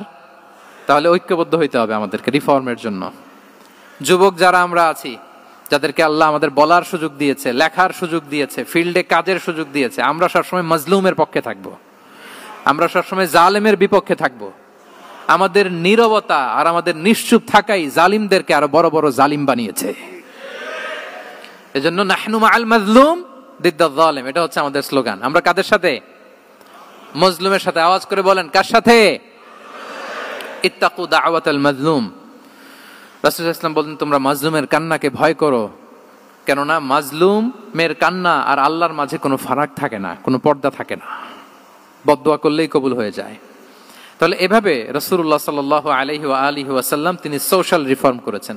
আমরা যদি ওনার পলিটিক্যাল রিফর্মের দিকে তাকাই, তাহলে দেখব যে আমরা যদি কনস্টিটিউশন অফ মদিনার কথা বলি, মদিনার কনস্টিটিউশন, এটা কিন্তু রাসূল সাল্লাল্লাহু আলাইহি ওয়াসাল্লাম করেছেন। মদিনা চার্টার, এত চমৎকার চার্টার পৃথিবী আর দেখেনি। ওইটা থেকেই এখন সব গোটা বিশ্বের সংবিধান। এই যে আমাদের সংবিধান সংস্কার কমিশন আছে না একটা, নিশ্চয়ই তারা ওইটা থেকে অনেক বেনিফিটেড হতে পারবেন। আমাদের যে মদিনা চার্টার, রাসূল সাল্লাল্লাহু আলাইহি ওয়াসাল্লাম নিজে করা, এবং এটা একটা ইনক্লুসিভ চার্টার ছিল। মুসলিম, পেগানস, জুইশ, সব ধর্মের মানুষকে নিয়ে তিনি মদিনাতে ওয়ান উম্মা ঘোষণা দিয়েছিলেন। One Umma, we are one উম্মা। হোক তুমি পেগান মুশরিক, হোক তুমি জুইশ মানে ইহুদি, হোক তুমি মুসলিম, তুমি যেই ধর্মের হও না কেন, মদিনাকে রক্ষা করতে যে আমরা সবাই মিলে উম্মা ওয়াহেদা, আমরা সবাই মিলে কি উম্মা ওয়াহেদা। পৃথিবীর অনেক দেশ এই আইডিওলজিকে ধারণ করে হু হু করে এগিয়ে গিয়েছে। মালয়েশিয়াতে 3টা রেস, আমি তো প্রায় এক যুগ ওখানে, আমার 2টা ডিগ্রি ওখান থেকে, মাস্টার্স পিএইচডি। আমি কাছ থেকে তাদেরকে দেখার সুযোগ পেয়েছি। ওখানে মালয়েরা আছে, তামিলরা আছে, চাইনিজরা আছে, 3 জাতি মিলে ওদের স্লোগান হচ্ছে সাতু মালয়েশিয়া। মালয় ভাষায় সাতু মানে হচ্ছে ওয়ান, মালয় ভাষায় সাতু মানে কি ওয়ান। সাতু মালয়েশিয়া মানে আমরা হতে পারি চাইনিজ, হতে পারি তামিল, কিংবা হতে পারি মালয় ভূমিপুত্রা, কিন্তু সবাই মিলে দেশের স্বার্থে আমরা সবাই কি এক। এটাই লাগবে আমাদের নতুন বাংলাদেশে। জুলাই আপরাইজিং এর পরে আমাদের এই ঐক্যবদ্ধ থাকার বাংলাদেশ আমরা চাই কি চাই না বলেন? সাম্রাজ্যবাদকে রুখে দিতে, যে কোনো ষড়যন্ত্রকে রুখে দিতে ঐক্যবদ্ধ থাকার কোনো বিকল্প নাই, ঠিক কিনা বলেন? ঐক্যবদ্ধ থাকতে হবে আমাদেরকে, যেটা রাসূলুল্লাহ সাল্লাল্লাহু আলাইহি ওয়া আলিহি ওয়াসাল্লাম মদিনা চার্টারে আমাদেরকে শিখিয়েছেন যে আমরা ওয়ান উম্মাহ। তাহলে খারাপ নাম দেখলে চেঞ্জ করতেন, পলিটিক্যাল রিফর্ম করেছেন ওয়ান উম্মাহ গঠনের মধ্য দিয়ে। ফিনান্সিয়াল রিফর্ম যদি বলি, শুধু financial reforms by prophet Muhammad peace be upon him, এটা নিয়ে লম্বা কথা বলা যেতে পারে। শুধু একটা উদাহরণ দিয়ে শেষ করি। বিদায় হজের ভাষণে উনি সুদকে চিরতরে কবরস্থ করেছেন, সুদকে চিরতরে কবরস্থ করেছেন, এবং এটা অন্যের জন্য না, নিজের ঘর দিয়ে শুরু করেছেন। উনি বলেছেন যে এই হানাহানি, রক্তপাত এটা বন্ধ, আমার গোত্রের একটা এরকম রক্তের দাবি আছে, এটা আমি শেষ ঘোষণা করলাম। এরপর বললেন যে সুদ কবর দিলাম, অন্য জায়গা থেকে না, আমার পরিবার থেকে। রাসূল সাল্লাল্লাহু আলাইহি ওয়াসাল্লামের চাচা স্বয়ং আব্বাস রাদিয়াল্লাহু তাআলা আনহুর অনেক সুদের ট্রানজাকশন ছিল, ইন্টারেস্ট, সুদের ব্যবসা ছিল। রাসূল সাল্লাল্লাহু আলাইহি ওয়াসাল্লাম বলেন আজকে থেকে এই সুদ আমি চিরতরে মাটির নিচে কবর দিয়ে দিলাম। আল্লাহু আকবার। দেখেন সোশ্যাল রিফর্ম। তাহলে পরিবর্তন করতে হলে আগে নিজের ঘর থেকে, আগে কোত্থেকে? নাকি ওই ফ্যামিলি থেকে? হ্যাঁ, আমাদের মধ্যে যেটা হয়, আমরা ওয়াজ নসিহত বা ভালো কথা শুনলেই এটাকে ধরে নিই যে এটা ওর জন্য, ওর জন্য, মানে প্রত্যেকটা ওয়াজই যে আমার জন্য হইতে পারে, প্রত্যেকটা নসিহাতের যে প্রাইম অডিয়েন্স আমি হইতে পারি, এইটা আমাদের মাথায় কেন যেন আসে না। আমরা কোনো ভালো নসিহত শুনলে আমরা ভাবি এটা আসলে সমাজে দরকার, ওর দরকার, আমার ভাইয়ের দরকার, কিন্তু এটা যে আমার দরকার, প্রতিটা নাসিহাতের প্রথম অডিয়েন্স হওয়া দরকার কে? আমি নিজে। তাহলে পরিবর্তন শুরু করতে হবে নিজ থেকে। ওর এই সমস্যা, ওর এই সমস্যা, ওর এটা, আরে মিয়া তোমার কি সমস্যা ওইটা বলো। শুধু ওর ওর না দেখে নিজেরটাও দেখতে হবে। দেখেন, অন্যের দিকে এক আঙ্গুল দেখালে নিজের দিকে কয় আঙ্গুল যায় বলেন তো? এই যে নিজের দিকে কিন্তু 3টা। আমি যদি এরকম করি তা আমার দিকে আসে 3টা। এজন্য নিজ থেকে, নিজের ফ্যামিলি থেকে আমরা সংস্কার শুরু করব। কি বলেন? ওমরে ফারুক রাদিয়াল্লাহু তাআলা আনহু যখন ফ্যামিলি মিটিং এ বসতেন, উনি ওনার সন্তানদেরকে বলতেন, শোনো, তোমরা খলিফাতুল মুসলিমিন, আমিরুল মুমিনিনের সন্তান। তোমাদের কোনো বাজে কাজ যদি সমাজে আসে, তোমাদের কোনো অন্যায় যদি আমার কানে আসে, অন্যের জন্য যা শাস্তি তোমাদের জন্য হবে ডবল শাস্তি। ওমরে ফারুক সন্তানদেরকে বলতেন, তোমরা যদি কোনো ভুল করো, একটা যদি হদ কায়েম করা লাগে এমন অন্যায় যদি করো, একটা হচ্ছে আল্লাহর দেয়া হদ, আর একটা হবে আমি উমরের দেয়া হদ। আমার মতো খলিফাতুল মুসলিমিনের সন্তান হয়ে পাপ তুমি কেন করলে? দেখেন অন্যের বাচ্চা কি করছে, অন্যের, আমাদের তো ওই মেয়েটার সমস্যা, ওনার ছেলের সমস্যা, এগুলো আমার ছেলের যে কি অবস্থা, আমার পরিবারের যে কি হালাত, আমার স্ত্রীর যে কি দশা, ওইটা নিয়ে আমরা ভ্রুক্ষেপ করি না বা চিন্তা করি না। তাহলে সম্মানিত সুধী মণ্ডলী, আমরা পরিবর্তন শুরু করব কোত্থেকে? অন্যের বাড়িঘর থেকে নাকি? হ্যাঁ, কোত্থেকে? নিজ থেকে। আল্লাহ তাআলা আমাদেরকে তৌফিক দান করুক। 5 নম্বরে হচ্ছে ওপেন মাইন্ডেড। আমার প্রিয় নবী বলেন, ওপেন মাইন্ডেড ছিলেন না ন্যারো মাইন্ডেড? সবাই বলবেন, গ্যালারির সবাই আওয়াজ করে, তিনি ওপেন মাইন্ডেড না ন্যারো মাইন্ডেড ছিলেন? রাসূলুল্লাহ সাল্লাল্লাহু আলাইহি ওয়া আলিহি ওয়াসাল্লাম ওপেন মাইন্ডেড ছিলেন। যে কেউ ওনাকে অ্যাপ্রোচ করতেন পারতেন easily. He was very approachable. ছোট বড় আবাল বৃদ্ধ বনিতা ওনার সাথে কথা বলতে স্বাচ্ছন্দ্য বোধ করতো, ভয় পেত না। এজন্য সিরাতের পরতে পরতে দেখবেন এক শিশু এসে প্রশ্ন করে, নারী এসে প্রশ্ন করে, বৃদ্ধ এসে প্রশ্ন করে, বন্ধু এসে প্রশ্ন করে, শত্রু এসে কনভারসেশন করে, সবাই এসে ওনার সাথে কথা বলতে পারতো। সুবহানাল্লাহ। এবং এগুলো উনি অ্যাকোমোডেট করতে পারতেন। কি করতে পারতেন? অ্যাকোমোডেট করতেন। ছোট্ট একটা উদাহরণ দেই, আসির আল হালাবিয়া থেকে নেয়া একটা বিখ্যাত সিরাতের গ্রন্থ। বদরের যুদ্ধে রাসূল সাল্লাল্লাহু আলাইহি ওয়াসাল্লাম বদরের মাঠে সেনা ক্যাম্প স্থাপন করলেন। কি ক্যাম্প? সেনা ক্যাম্প স্থাপন করলেন। আল হুবাব ইবনুল মুনজির রাদিয়াল্লাহু তাআলা আনহু এক সাহাবী, উনি বললেন, ইয়া রাসূলুল্লাহ, এই যে সেনা শিবির যে এখানে স্থাপন করলেন, এটা কি আপনার নিজের ইচ্ছায় না আল্লাহর আদেশে? দেখেন, সেনাপতিরে কোনো সাধারণ সৈনিক এই প্রশ্ন করতে পারে? করলে চাকরি থাকবে? কিন্তু রাসূল সাল্লাল্লাহু আলাইহি ওয়াসাল্লামের কাছে সাহস নিয়ে আল হুবাব ইবনুল মুনজির বলে, ইয়া রাসূলুল্লাহ, এই যে সেনা শিবির স্থাপন করলেন, এটা কি আপনার ইচ্ছায় নাকি এটা ওয়াহী? রাসূল সাল্লাল্লাহু আলাইহি ওয়াসাল্লাম বললেন, না, এটা ওয়াহী না, এটা ওয়াহী না, বাল হুয়া রায়ু ওয়াল হারবু ওয়াল মাকিদা, না, এটা যুদ্ধের কৌশল হিসেবে আমি করেছি। আল হুবাব ইবনুল মুনজির বললেন, ইয়া রাসূলুল্লাহ, তাহলে সঠিক জায়গায় সেনা ক্যাম্প স্থাপন হয় নাই। রাসূলের দিকে তাকিয়ে বলতেছেন যে আপনি যেখানে করছেন ওখানে ঠিক হয় না ইয়া রাসূলুল্লাহ, আপনি অভয় দিলে আমি বলতে পারি কোথায় ঠিক হবে। রাসূল সাল্লাল্লাহু আলাইহি ওয়াসাল্লাম বললেন, তাই? আমি যেটা করছি এটা ঠিক হয় নাই, তাহলে কোনটা ঠিক বলো? উনি বললেন, ওই যে বদরে একটা কুয়া আছে যেখানে পানির ব্যবস্থা আছে, ওইটার সামনে ব্যারিকেড দিয়ে আমাদের শিবির করতে হবে। তাহলে আমরা বদরের কুয়া থেকে পানি খাইতে পারবো, সারাদিন পানি খাবো, আর কাফিররা যুদ্ধে তো মারা যাবে, পানির অভাবে মারা যাবে। সুবহানাল্লাহ পড়বেন না? রাসূল সাল্লাল্লাহু আলাইহি ওয়াসাল্লাম বললেন, আরে তাই তো, তুমি তো ঠিকই বলেছো, এভাবে তো আমি ভেবে দেখিনি। আবার তিনি অ্যানাউন্স করে দিলেন যে সেনা শিবির এখানে যেই তাবু টাঙানো হয়েছে এখান থেকে মুভ করে আল হুবাব যেখানে ইন্ডিকেট করেছে ঠিক ওই জায়গায় যে শিবির স্থাপন করো। তাহলে আওয়াজ করে বলুন, ওপেন মাইন্ডেড না ন্যারো মাইন্ডেড?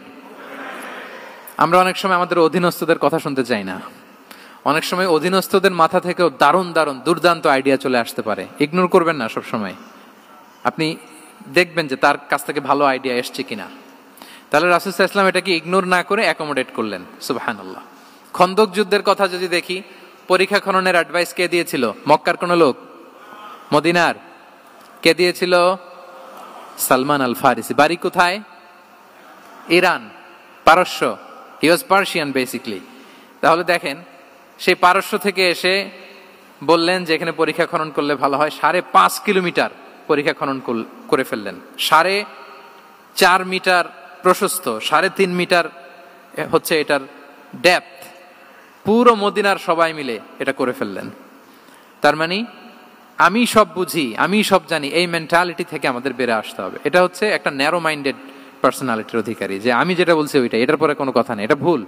বরং আমার টিমের মধ্যে থেকে যদি কোনো ভালো অপিনিয়ন আসে সেটা আমি রিভাইজ করব। কি বলেন, পারা যাবে না? তাহলে ওপেন মাইন্ডেড পার্সোনালিটি ছিলেন রাসূলুল্লাহ সাল্লাল্লাহু আলাইহি ওয়াসাল্লাম। 6 নম্বর মাইন্ডসেট হচ্ছে এন্টারপ্রেনাল মাইন্ডসেট। এন্টারপ্রেনাল, এখন তো এটা আপনারা সবাই খুব বেশি শোনেন, এন্টারপ্রেনারশিপ, এন্টারপ্রেনাল মাইন্ডসেট আসলে অনেক কিছুর সমন্বয় হয়। 1 নম্বর, যার প্রোঅ্যাক্টিভ অ্যাটিটিউড যাদের থাকে, solution focused, not problem focused. Problem সৃষ্টি হইলে ওইদিকে ফোকাস না করে কিভাবে সলিউশন করা যায় ওইদিকে ফোকাস করতেন।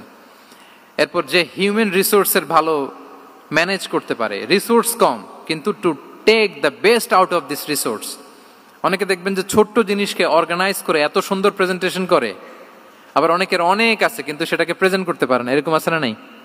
রাসূল সাল্লাল্লাহু আলাইহি ওয়াসাল্লাম অল্প রিসোর্স দিয়ে অনেক বড় কিছু অ্যারেঞ্জ করতে পারতেন, সুবহানাল্লাহ। এবং he was a very good talent hunter. রাসূল সাল্লাল্লাহু আলাইহি ওয়াসাল্লাম একজন চৌকস ট্যালেন্ট হান্টার ছিলেন। He was a very good observer. সাহাবীদের কার কি ট্যালেন্ট এটা তিনি নোট করতেন। যার যে দক্ষতা তাকে তার ওই দক্ষতা দিয়ে ইসলামের সেবা করতে উৎসাহ দিতেন। যখনই কোনো প্রতিভাবান সাহাবীকে তিনি দেখেছেন, তিনি ইসলামের জন্য সেই প্রতিভাকে কাজে লাগানোর চেষ্টা করেছেন। একজনকে দিয়ে সবটা করেননি। আমাদের সমাজে এই একটা ভুল ধারণা আছে, আমরা অনেকে একজনের কাছ থেকে সব কামনা করি। একজন সব করতে পারে না, পারে? যারা পারেও কোনোটাই ভালোভাবে পারে না, সব পারে একটু একটু পারে। তো রাসূল সাল্লাল্লাহু আলাইহি ওয়াসাল্লাম ট্যালেন্ট হান্টার ছিলেন, যার যেখানে ট্যালেন্ট তাকে ওই কাজে লাগাতেন। বলেন তো খালিদ বিন ওয়ালিদ রাদিয়াল্লাহু তাআলা আনহুকে আল্লাহ রাসূল সাল্লাল্লাহু আলাইহি ওয়াসাল্লাম কি কাজে লাগিয়েছিলেন? অনেক পরে ইসলাম ধর্ম গ্রহণ করেছেন, কিন্তু যুদ্ধের অভিযানে পাঠিয়েছেন এবং পরবর্তীতে তিনি সেনাপ্রধান হয়েছিলেন মুসলিম ব্যাটালিয়নের। কারণ উনি ওয়ার স্ট্র্যাটেজি জানতেন। ওনার আক্রমণের কারণে তো উহুদের প্রান্তরে মুসলিমরা প্রায় নাস্তানাবুদ হওয়ার অবস্থা, তাই না? অনেক পরে আল্লাহ তাআলা ওনাকে ইসলামের জন্য কবুল করলেন। তাহলে উনি ওয়ার স্ট্র্যাটেজি জানতেন, ফলে রাসূল সাল্লাল্লাহু আলাইহি ওয়াসাল্লাম ওনাকে যুদ্ধের জন্য কাজে লাগিয়েছেন। তাহলে সবাইকে একটা দিলে হবে না, প্যারাসিটামল 3 বেলা সবার জন্য হবে নাকি যার যে রোগ সে অনুযায়ী প্রেসক্রিপশন? খালিদ বিন ওয়ালিদ রাদিয়াল্লাহু তাআলা আনহু তিনি সমরবিদ ছিলেন, রণকৌশলী। ওনাকে বানিয়েছেন সেনাপ্রধান। আওয়াজ করে বলুন, কি প্রধান? উনি সেনাপ্রধান হয়েছিলেন। আচ্ছা, আপনারা হাসান বিন সাবিত রাদিয়াল্লাহু তাআলা আনহুর নাম শুনেছেন নিশ্চয়ই। ওনাকেও তো যুদ্ধের ময়দানে পাঠিয়েছেন না? ওনারা পাঠিয়েছেন। ওনারা দিয়ে কি করছেন বলেন? কবিতা লিখতেন। ওনার কাব্য প্রতিভা ছিল। উনি বেসিক্যালি যুদ্ধ করতে জানতেন না, এজন্য রাসূল সাল্লাল্লাহু আলাইহি ওয়াসাল্লাম যুদ্ধে ওনাকে পাঠাতেনও না। বিভিন্ন যুদ্ধে ওনাকে না পাঠিয়ে নারীদেরকে, মদিনার নারী শিশু ভালনারেবলস যারা আছে তাদেরকে দেখভাল করার জন্য মদিনায় উনি রেখে যেতেন, কারণ আল্লাহ তাআলা ওনাকে কাব্য প্রতিভা দিয়েছিলেন।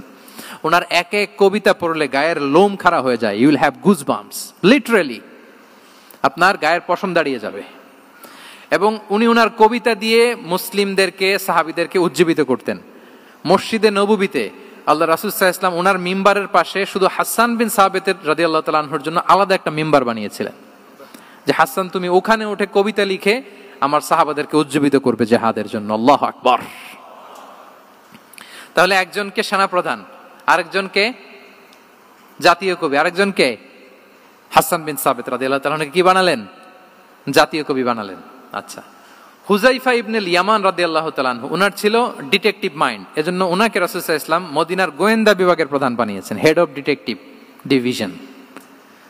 হুযায়ফা ইবনুল ইয়ামান ছিলেন মদিনার কি? হেড অফ ইন্টেলিজেন্স, গোয়েন্দা বিভাগের প্রধান। মুআয ইবনে জাবাল রাদিয়াল্লাহু তাআলা আনহু প্রশাসনিক কাজ খুব ভালো বুঝতেন। মদিনার সবচাইতে বড় সিনিয়র আমলা ছিলেন মদিনা রাষ্ট্রের সবচাইতে সিনিয়র আমলা মুআয ইবনে জাবাল রাদিয়াল্লাহু তাআলা আনহুকে রাসূল সাল্লাল্লাহু আলাইহি ওয়াসাল্লাম কবিতা লেখার দায়িত্বও দেন নাই, গোয়েন্দাগিরি করতে দেন নাই, ওনাকে ইয়ামানের গভর্নর করে পাঠিয়েছেন। সুবহানাল্লাহি বিহামদি। তাহলে যার যে যোগ্যতা তাকে সেই জায়গায় কাজে লাগানো, এটাকে বলে এন্টারপ্রেনাল মাইন্ডসেট। এটা কি বলে? এন্টারপ্রেনাল মাইন্ডসেট। আল্লাহ হাবিব সাল্লাল্লাহু আলাইহি ওয়াসাল্লামের এই মাইন্ডসেট ছিল। 7 নম্বর মাইন্ডসেট হচ্ছে কনসিডারেট মাইন্ডসেট। কনসিডারেট মানে হচ্ছে সুবিবেচক, যার বিবেচনা আছে, অথবা যে অন্যের প্রতি সহানুভূতিশীল, উচ্চ বিবেকবোধ সম্পন্ন ব্যক্তিত্ব। রাসূল সাল্লাল্লাহু আলাইহি ওয়াসাল্লাম he was the man of 6 senses. ওনার 6টা সেন্স কাজ করতে একসাথে। কয়টা? আমাদের করে কয়টা? 5টা তো আল্লাহ দিছে, অনেকের 3টাও কাজ করে না। কোন দিক দিয়ে কি হচ্ছে? দিন দুনিয়ায় নাই, সে একেবারে অন্য জগতের মানুষ। কি হচ্ছে চোখ কান খোলা নাই, কিছু জানা নাই।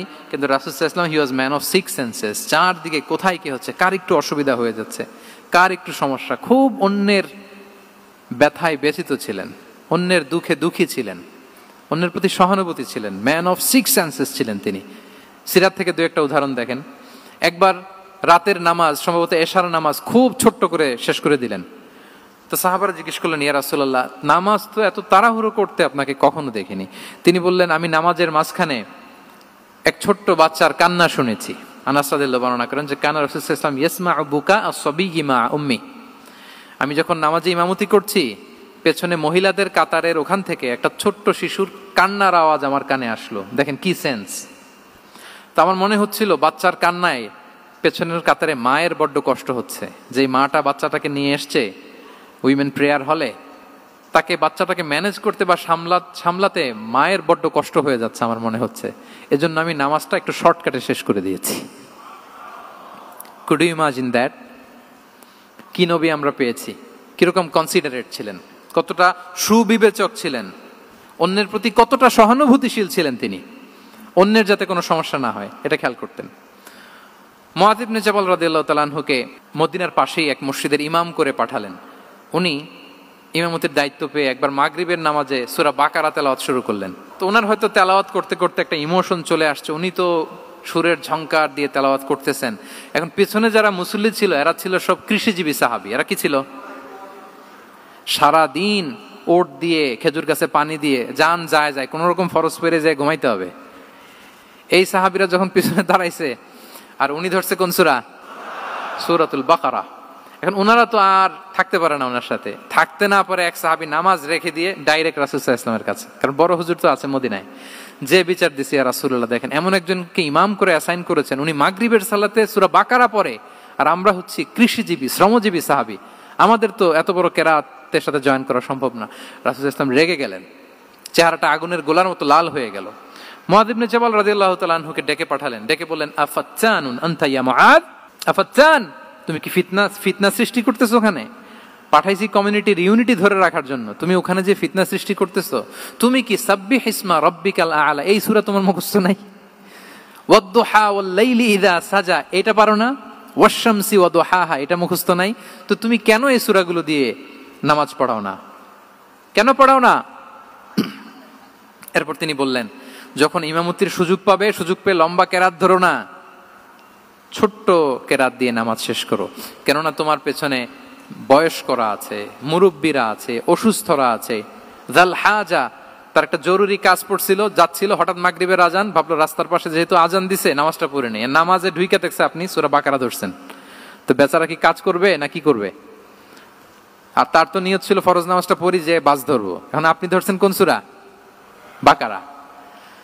দেখেন রাসূল সাল্লাল্লাহু আলাইহি ওয়াসাল্লাম বললেন, যখন ইমামতির চান্স পাবে ছোট সূরা পড়বে, আর যখন তুমি একা পড়বে ফালিউতাউবিল মাশা, যত লম্বা করতে মনে চায় করো, রুকু করো লম্বা, সিজদা করো লম্বা, কেরাত করো লম্বা। রাসূল সাল্লাল্লাহু আলাইহি ওয়াসাল্লাম তো রাতে আধা ঘন্টা 40 মিনিট প্রথম রাকাতে কেরাত পড়তেন, এরপরে আবার 40 মিনিট রুকুতে থাকতেন, রুকু থেকে দাঁড়ায় আবার 40 মিনিট, আবার সিজদায় যেয়ে 40 মিনিট, এরপরে সিজদা থেকে 2 সিজদার মাঝখানে আবার 40 মিনিট, 2 রাকাত দিয়ে এরকম রাতও শেষ করে দিয়েছেন। তো আপনার লম্বা যদি পড়তে মনে চায়, আপনি তো আপনার ব্যক্তিগত নফল সালাতে এভাবে লম্বা করবেন। কিন্তু আমাদের হয়ে গেছে উল্টা, একাকী নামাজ কোন রকম রুকু সিজদা এরকম হয়ে গেছে না অনেকটা। কিন্তু ইমামতির সুযোগ পেলে মাশাআল্লাহ, আল্লাহু আকবার, এইবার শুরু হয়েছে শেখ সুদাইসির কণ্ঠে, এই লম্বা করে। এখন পেছনে মুসল্লিদের কি দশা ওইটা আর আমরা খেয়াল করি না। না, আমাদেরকে অন্যের প্রতি সহানুভূতিশীল হতে শিখিয়েছে ইসলাম, কনসিডারেট হতে শিখিয়েছে, সুবিবেচক হতে শিখিয়েছে, যেটা রাসূল সাল্লাল্লাহু আলাইহি ওয়াসাল্লাম করেছেন। এবং রাসূল সাল্লাল্লাহু আলাইহি ওয়াসাল্লাম কোনো কাজে কাউকে পাঠালে ওনার বিখ্যাত সে বাণীটা বলে দিতেন যে ইয়াসসিরু ওয়ালা তুআসসিরু বাশশিরু ওয়ালা তুনাফিরু, সহজ করে উপস্থাপন করো, কঠিন করো না। সুসংবাদ দিও, মানুষকে দিন থেকে ভাগিও না। আমরা মানুষকে ভয় দেখাই, আমরা এত কঠিন করে ইসলামকে উপস্থাপন করি, মানুষ বলে আগে যেটা করতাম ওইটাই ভালো। তো আমরা যেন দিনকে কঠিন না করি, আমাদের কোনো অ্যাটিটিউডের কারণে যেন মানুষ ইসলাম থেকে ভেগে না যায়। আরেকটা উদাহরণ দেখুন, একবার মাগরিবের কিংবা এশার নামাজে রাসূল সাল্লাল্লাহু আলাইহি ওয়াসাল্লাম লম্বা সেজদা দিলেন। এত লম্বা সেজদা তিনি কখনো দেন না। নামাজ শেষে সাহাবারা জিজ্ঞেস করলেন, ইয়া রাসূলুল্লাহ, আপনি কি নামাজের মাঝখানে অসুস্থ হয়ে গেলেন নাকি? অথবা কোরআনের আয়াত নাজিল হলো নাকি, ওহী নাজিল হলো নাকি? রাসূল সাল্লাল্লাহু আলাইহি ওয়াসাল্লাম বললেন, কুল্লু যালিকা লাম ইয়াকুন ওয়ালাকিন নাবনি ইরতাহালানি ওয়া কারিহতু আন উআজ্জিলাহু হাত্তা ইয়াকদিয়া হাজাতাহ। বললেন না, অসুস্থ হই নাই, ওহিও নাজিল হই নাই। আমি যখন সেজদায় গিয়েছি, আমার দুই ছোট নাতি হাসান হোসেন আমার কাঁধের উপরে চেপে বসেছে। যতক্ষণ না ওরা খেলা শেষ না করে নিচে নেমেছে, আমি সেজদায় লুটিয়েছিলাম। নেমেছে, এরপরে মাথা উঠিয়েছি। আমার মাথা উঠানোর কারণে ওদের খেলার একটু ডিস্টার্ব হবে, এজন্য আমি আর সেজদা থেকে মাথা উঠাই নাই। দেখেন, নাতির খেলার যেন ডিস্টার্ব না হয়। পেছনের মহিলা সারির এক বোনের নামাজের সমস্যা হচ্ছে, এগুলো উনি খেয়াল করতেন, ছোট্ট ছোট্ট বিষয়গুলো উনি খেয়াল করতেন। এটাকে বলে কনসিডারেট মাইন্ডসেট। কি বলে? তাহলে আমরা অন্যের প্রতি যেন সহানুভূতিশীল হই, নাকি শুধু নিজেরটাই দেখব? অন্যেরটা দেখার দরকার আছে না নাই বলেন? 8 নাম্বার হচ্ছে ট্রান্সপারেন্সি। ট্রান্সপারেন্সি মানে হচ্ছে স্বচ্ছতা। ওনার জীবনের চাইতে, ওনার বায়োগ্রাফির চাইতে স্বচ্ছ বায়োগ্রাফি আপনি পাবেন না। No public and private divideation. And in the long history of time, no one's life has been recorded more transparently than the life of Prophet Muhammad sallallahu alaihi wasallam. রাসূল সাল্লাল্লাহু আলাইহি ওয়াসাল্লামের চেয়ে বেশি পৃথিবীতে এমন সেকেন্ড কোন পারসন আপনি দেখাতে পারবেন না যার জীবনের সবকিছু রেকর্ডেড। সবকিছু রেকর্ডেড। এরকম আছে? ঘরে কি করেছেন, বাইরে কি করেছেন, স্ত্রীর সাথে কি করেছেন, বন্ধুর সাথে কি করেছেন, সাহাবাদের সাথে কি করেছেন, শত্রুর সাথে কি করেছেন, অল আর রেকর্ডেড। সব এন্ড ক্রিস্টাল ক্লিয়ার, একেবারে স্বচ্ছ পানির মতো, স্ফটিক কাচের মতো ক্লিয়ার, ট্রান্সপারেন্ট। ওনার সব কাজে উনি স্বচ্ছতা বজায় রাখতে চাইতেন। কতটা স্বচ্ছ ছিলেন একটা মজার ঘটনা শোনায় আপনাদেরকে। সহিহ বুখারীতে এসেছে, রমাদানের শেষ 10 দিন, দ্য লাস্ট 10 days অফ রমাদানে তিনি ইতিকাফ করতেন। তো ইতিকাফ অবস্থায় স্ত্রীরা এসে রাতে দেখা করে যেত, জরুরি কথা আলাপ থাকলে সেরে যেত। একবার রাতে সফিয়া বিনতে হুয়াই ইবনে আখতাব রাদিয়াল্লাহু তাআলা আনহা আসলেন, ওনার স্ত্রী। কথা হলো এবার ওনাকে একটু এগিয়ে দিবেন। মসজিদ থেকে রাসূল ইসলাম বারান্দার দিকে পাশ দিয়ে আসলেন এগিয়ে দেওয়ার জন্য। ইন দ্য মিন টাইম হঠাৎ দুইজন আনসারী সাহাবী পাশ দিয়ে হেঁটে যাচ্ছেন। রাসূল সাল্লাল্লাহু আলাইহি ওয়াসাল্লাম আম্মাজানকে বিদায় দিবেন এখানে। হঠাৎ করে তিনি আওয়াজ করে বললেন, আলা রিসলিকুমা, এই দাঁড়াও। ওই সাহাবী দুইজন রাসূল সাল্লাল্লাহু আলাইহি ওয়াসাল্লামের সাথে কে এটা টের পায় নাই, বুঝতে পারে নাই। বোরকায় আবৃত কোন এক নারী দেখে রাসূল আর ওই নারীকে দেখে তারা আরো দ্রুত গতিতে হাঁটতে শুরু করে দিচ্ছে, আমরা চলে যাই এখান থেকে। দেখেন, রাসূল সাল্লাল্লাহু আলাইহি ওয়াসাল্লাম নিজের অবস্থানকে ট্রান্সপারেন্ট করার জন্য বললেন, আলা রিসলিকুমা, দাঁড়াও। দাঁড়ালেন। তখন রাসূল সাল্লাল্লাহু আলাইহি ওয়াসাল্লাম বললেন যে, ইন্নাহা উম্মুকুম সফিয়া, আমার পাশে যাকে দেখতে পাচ্ছ বলে দেয়া ভালো যে সে কিন্তু অন্য কোনো নারী নয়, সে তোমাদের মা উম্মুল মুমিনিন সফিয়া। সাহাবারা বলে, সুবহানাল্লাহ ইয়া রাসূলুল্লাহ, ইয়া রাসূলুল্লাহ, এ কেমন কথা? আপনি কেন আমাদের কাছে জবাবদিহি করতে যাচ্ছেন বা ক্লারিফাই করছেন? আপনার পাশে কোনো নারী এত রাতে যদি দাঁড়িয়ে থাকে, তিনি তো আমাদের মাদের মধ্যে থেকেই তো একজন হবেন, কেন আপনি বলতেছেন? তখন রাসূল সাল্লাল্লাহু আলাইহি ওয়াসাল্লাম বললেন যে, না, ইন্না শাইতানা ইয়াজরি মিনাল ইনসানি মাজরাদ দাম, শয়তান মানুষের রগে রগে চলাচল করে। ওয়া ইন্নী খাশিতু আই ইউকযিফা ফি কুলুবিকুমা শাররান, আরেক বর্ণনায় আছে শাইআন, আমার ভয় হয় হয়তো শয়তান কোনো সন্দেহের উদ্রেক তোমাদের হৃদয়ে ঢুকায় দিতে পারে। সুবহানাল্লাহ। এজন্য আমি ক্লিয়ার করে দিলাম, এটা আমার বউ, আমার স্ত্রী, তোমাদের মা সফিয়া। দুজন সাহাবী যদি চলে যায়, এমন হতেই পারতো বাড়িতে যে একজন আরেকজনকে জিজ্ঞেস করতে পারতো যে, আচ্ছা নবীর পাশে যে কালো বোরকা পরা মহিলাটা ছিল দেখছো না, এটা কে? তখন একজন হয়তো বলতো, কে আর হবে, আমাদের মাই তো হবে, কোনো এক মা। আরেকজন বলবে, আমাদের উম্মুল মুমিনের কেউ ছিল নাকি অন্য কেউ? এরকম একটা হুট করে সন্দেহের উদ্রেক মাথায় আসতে পারে না যে ওনার স্ত্রী ছিল না অন্য কেউ ছিল? আসতে পারে কি পারে না বলেন? ওই সন্দেহের অবকাশটুকু রাসূল সাল্লাল্লাহু আলাইহি ওয়াসাল্লাম রাখেন নাই। উনি বলে দিলেন যে, এটা তোমাদের মা, এটা সফিয়া। এই সন্দেহের অবকাশের কোনো সুযোগ নাই। তাহলে রাসূল সাল্লাল্লাহু আলাইহি ওয়াসাল্লামের পুরো লাইফ ছিল ট্রান্সপারেন্ট, একেবারে স্বচ্ছ। তাহলে রাসূল সাল্লাল্লাহু আলাইহি ওয়াসাল্লামের লাইফ তিনি কত স্বচ্ছতার সাথে কাটিয়েছেন, এটা ক্লিয়ার না আমাদের সাথে? Transparent mindset.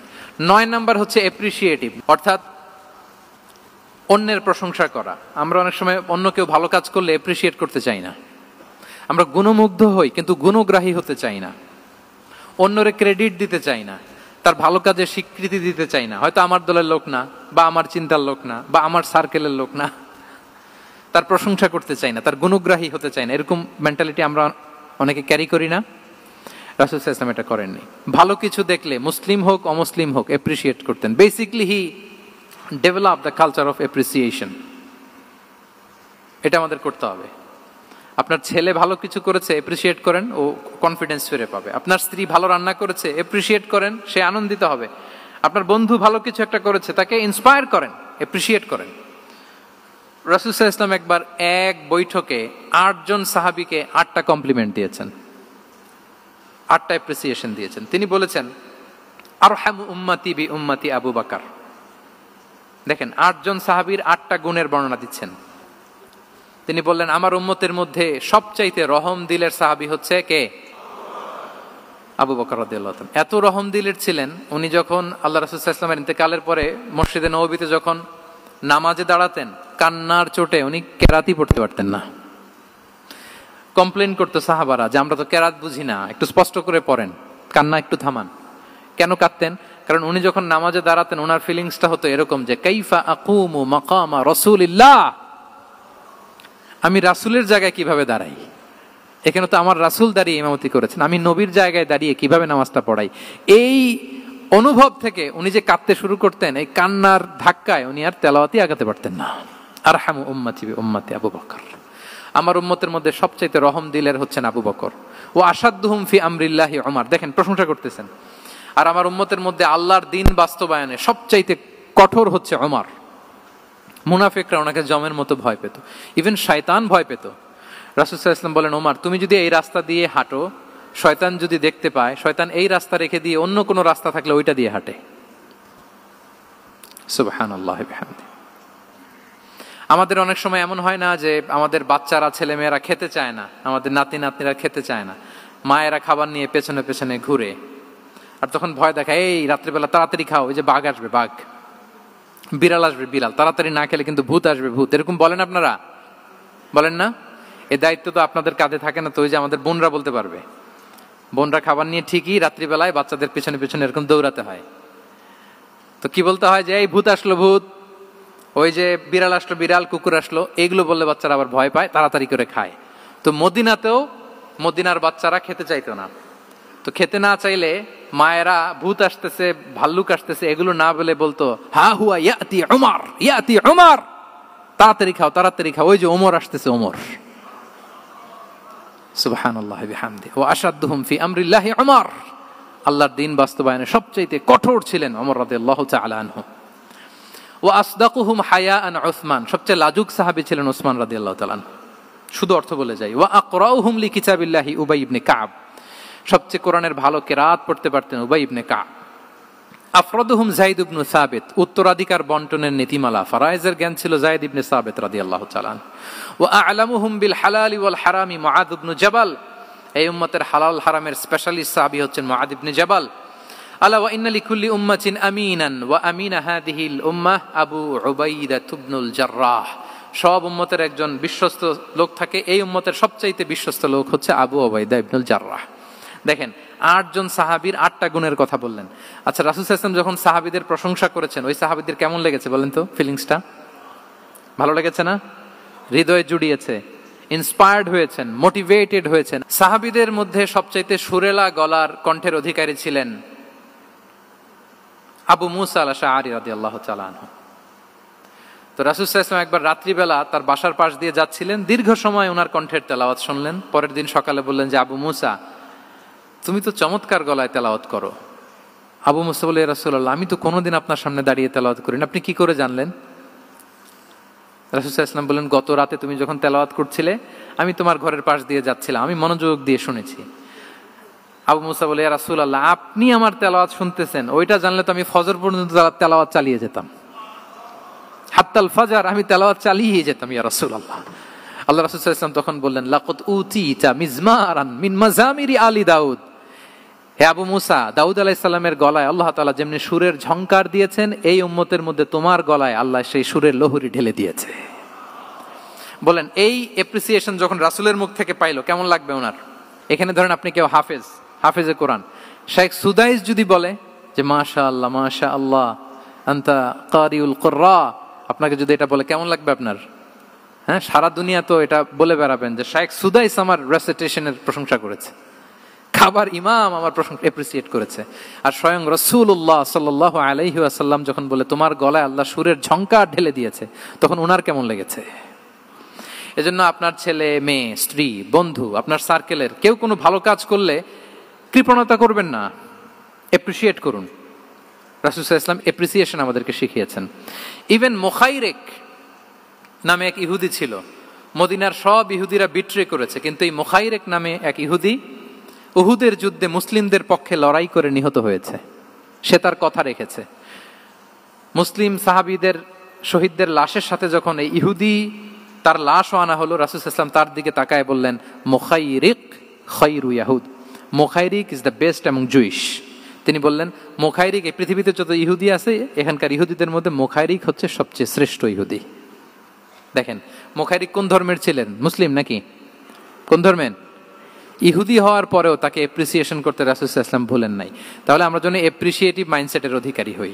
10 নম্বরে হচ্ছে ফ্লেক্সিবল, মানে কোনো বিষয়ে খুব অনড় হয়ে থাকা, এটা রাসূল সাল্লাল্লাহু আলাইহি ওয়াসাল্লাম ছিলেন না, ফ্লেক্সিবল ছিলেন। আমরা অনেক সময় বলি না যে ভাই আপনি কি 9টায় আসতে পারবেন না 10টায়, বলে আম ফ্লেক্সিবল উইথ দিস, মানে যেটা বলবেন আমার সমস্যা, এরকম ইজি গোয়িং ছিলেন উনি, গো ধরে থাকতেন না, যে কোনো পরিস্থিতিকে সামলে নিতেন। ফ্লেক্সিবল হচ্ছে যে কোনো পরিবেশ পরিস্থিতির সাথে নিজেকে মানিয়ে নেওয়া, খাপ খাওয়া, নিজেকে সামলে নেওয়া, সলিউশন বের করে ফেলা, এটা রাসূল সাল্লাল্লাহু আলাইহি ওয়াসাল্লামের ছিল, এটাকে বলে ফ্লেক্সিবল মাইন্ডসেট। নাজরানের 60 জন খ্রিস্টান পাদ্রী এসেছিল মদিনায় দেখা করতে। এখন এত মানুষকে সম্মানিত মেহমান উনি কোথায় বসতে দিবেন, পরামর্শ করলেন কোথায় বসতে দেওয়া যায়। এক সাহাবী বলে আমার কাছে কিছু খেজুর পাতা আছে, ওটা বিছায়া একটা জায়গা করি ওখানে বসি। রাসূল সাল্লাল্লাহু আলাইহি ওয়াসাল্লাম বললেন না, দামি মেহমান, এটা হয়। আরেকজন বলে বিকেল বেলায় তো সূর্য পড়ে যাবে, পাহাড়ের ছায়ায় উহুদ পাহাড়ের ওই পাশে যেয়ে বসি। রাসূল সাল্লাল্লাহু আলাইহি ওয়াসাল্লাম বললেন না, এটাও তো হয় না।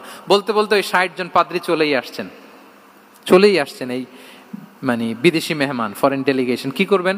রাসূল সাল্লাল্লাহু আলাইহি ওয়াসাল্লাম 60 জনকে মসজিদে নববীর ভেতরে নিয়ে বসালেন, মসজিদে নববীর ভেতরে বসালেন। এবং সিরাতে ইবনে ইসহাকে এসেছে যে তখন ওদের আবার ইবাদতের সময় হয়েছে, রাসূল সাল্লাল্লাহু আলাইহি ওয়াসাল্লাম তাদেরকে ইবাদতেরও সুযোগ দিয়েছেন। তাদের কিবলা পূর্ব দিকে, তারা পূর্ব দিকে হয়ে 60 জন ওখানে ইবাদত করেছে, তাদের ধর্মের রীতি অনুযায়ী সালাত আদায় করছে। দেখেন কতটা ফ্লেক্সিবল ছিলেন রাসূল সাল্লাল্লাহু আলাইহি ওয়াসাল্লাম। ফজরের সালাতের পরে ঘরে ঢুকেই আম্মাজান আয়েশাকে জিজ্ঞেস করতেন কোনো খাবার আছে?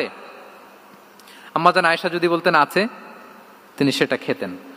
কোনদিন যদি বলতেন না ইয়া রাসূলুল্লাহ ঘরে তো খাবার নাই, তখন রাসূল সাল্লাল্লাহু আলাইহি ওয়াসাল্লাম বলতেন ফা ইন্নী সাইম, অসুবিধা নাই, খাবার যেহেতু নাই আমি রোজা রেখে দিলাম। কত ইজি গোয়িং। আচ্ছা আমরা হলে কি করতাম বলেন তো?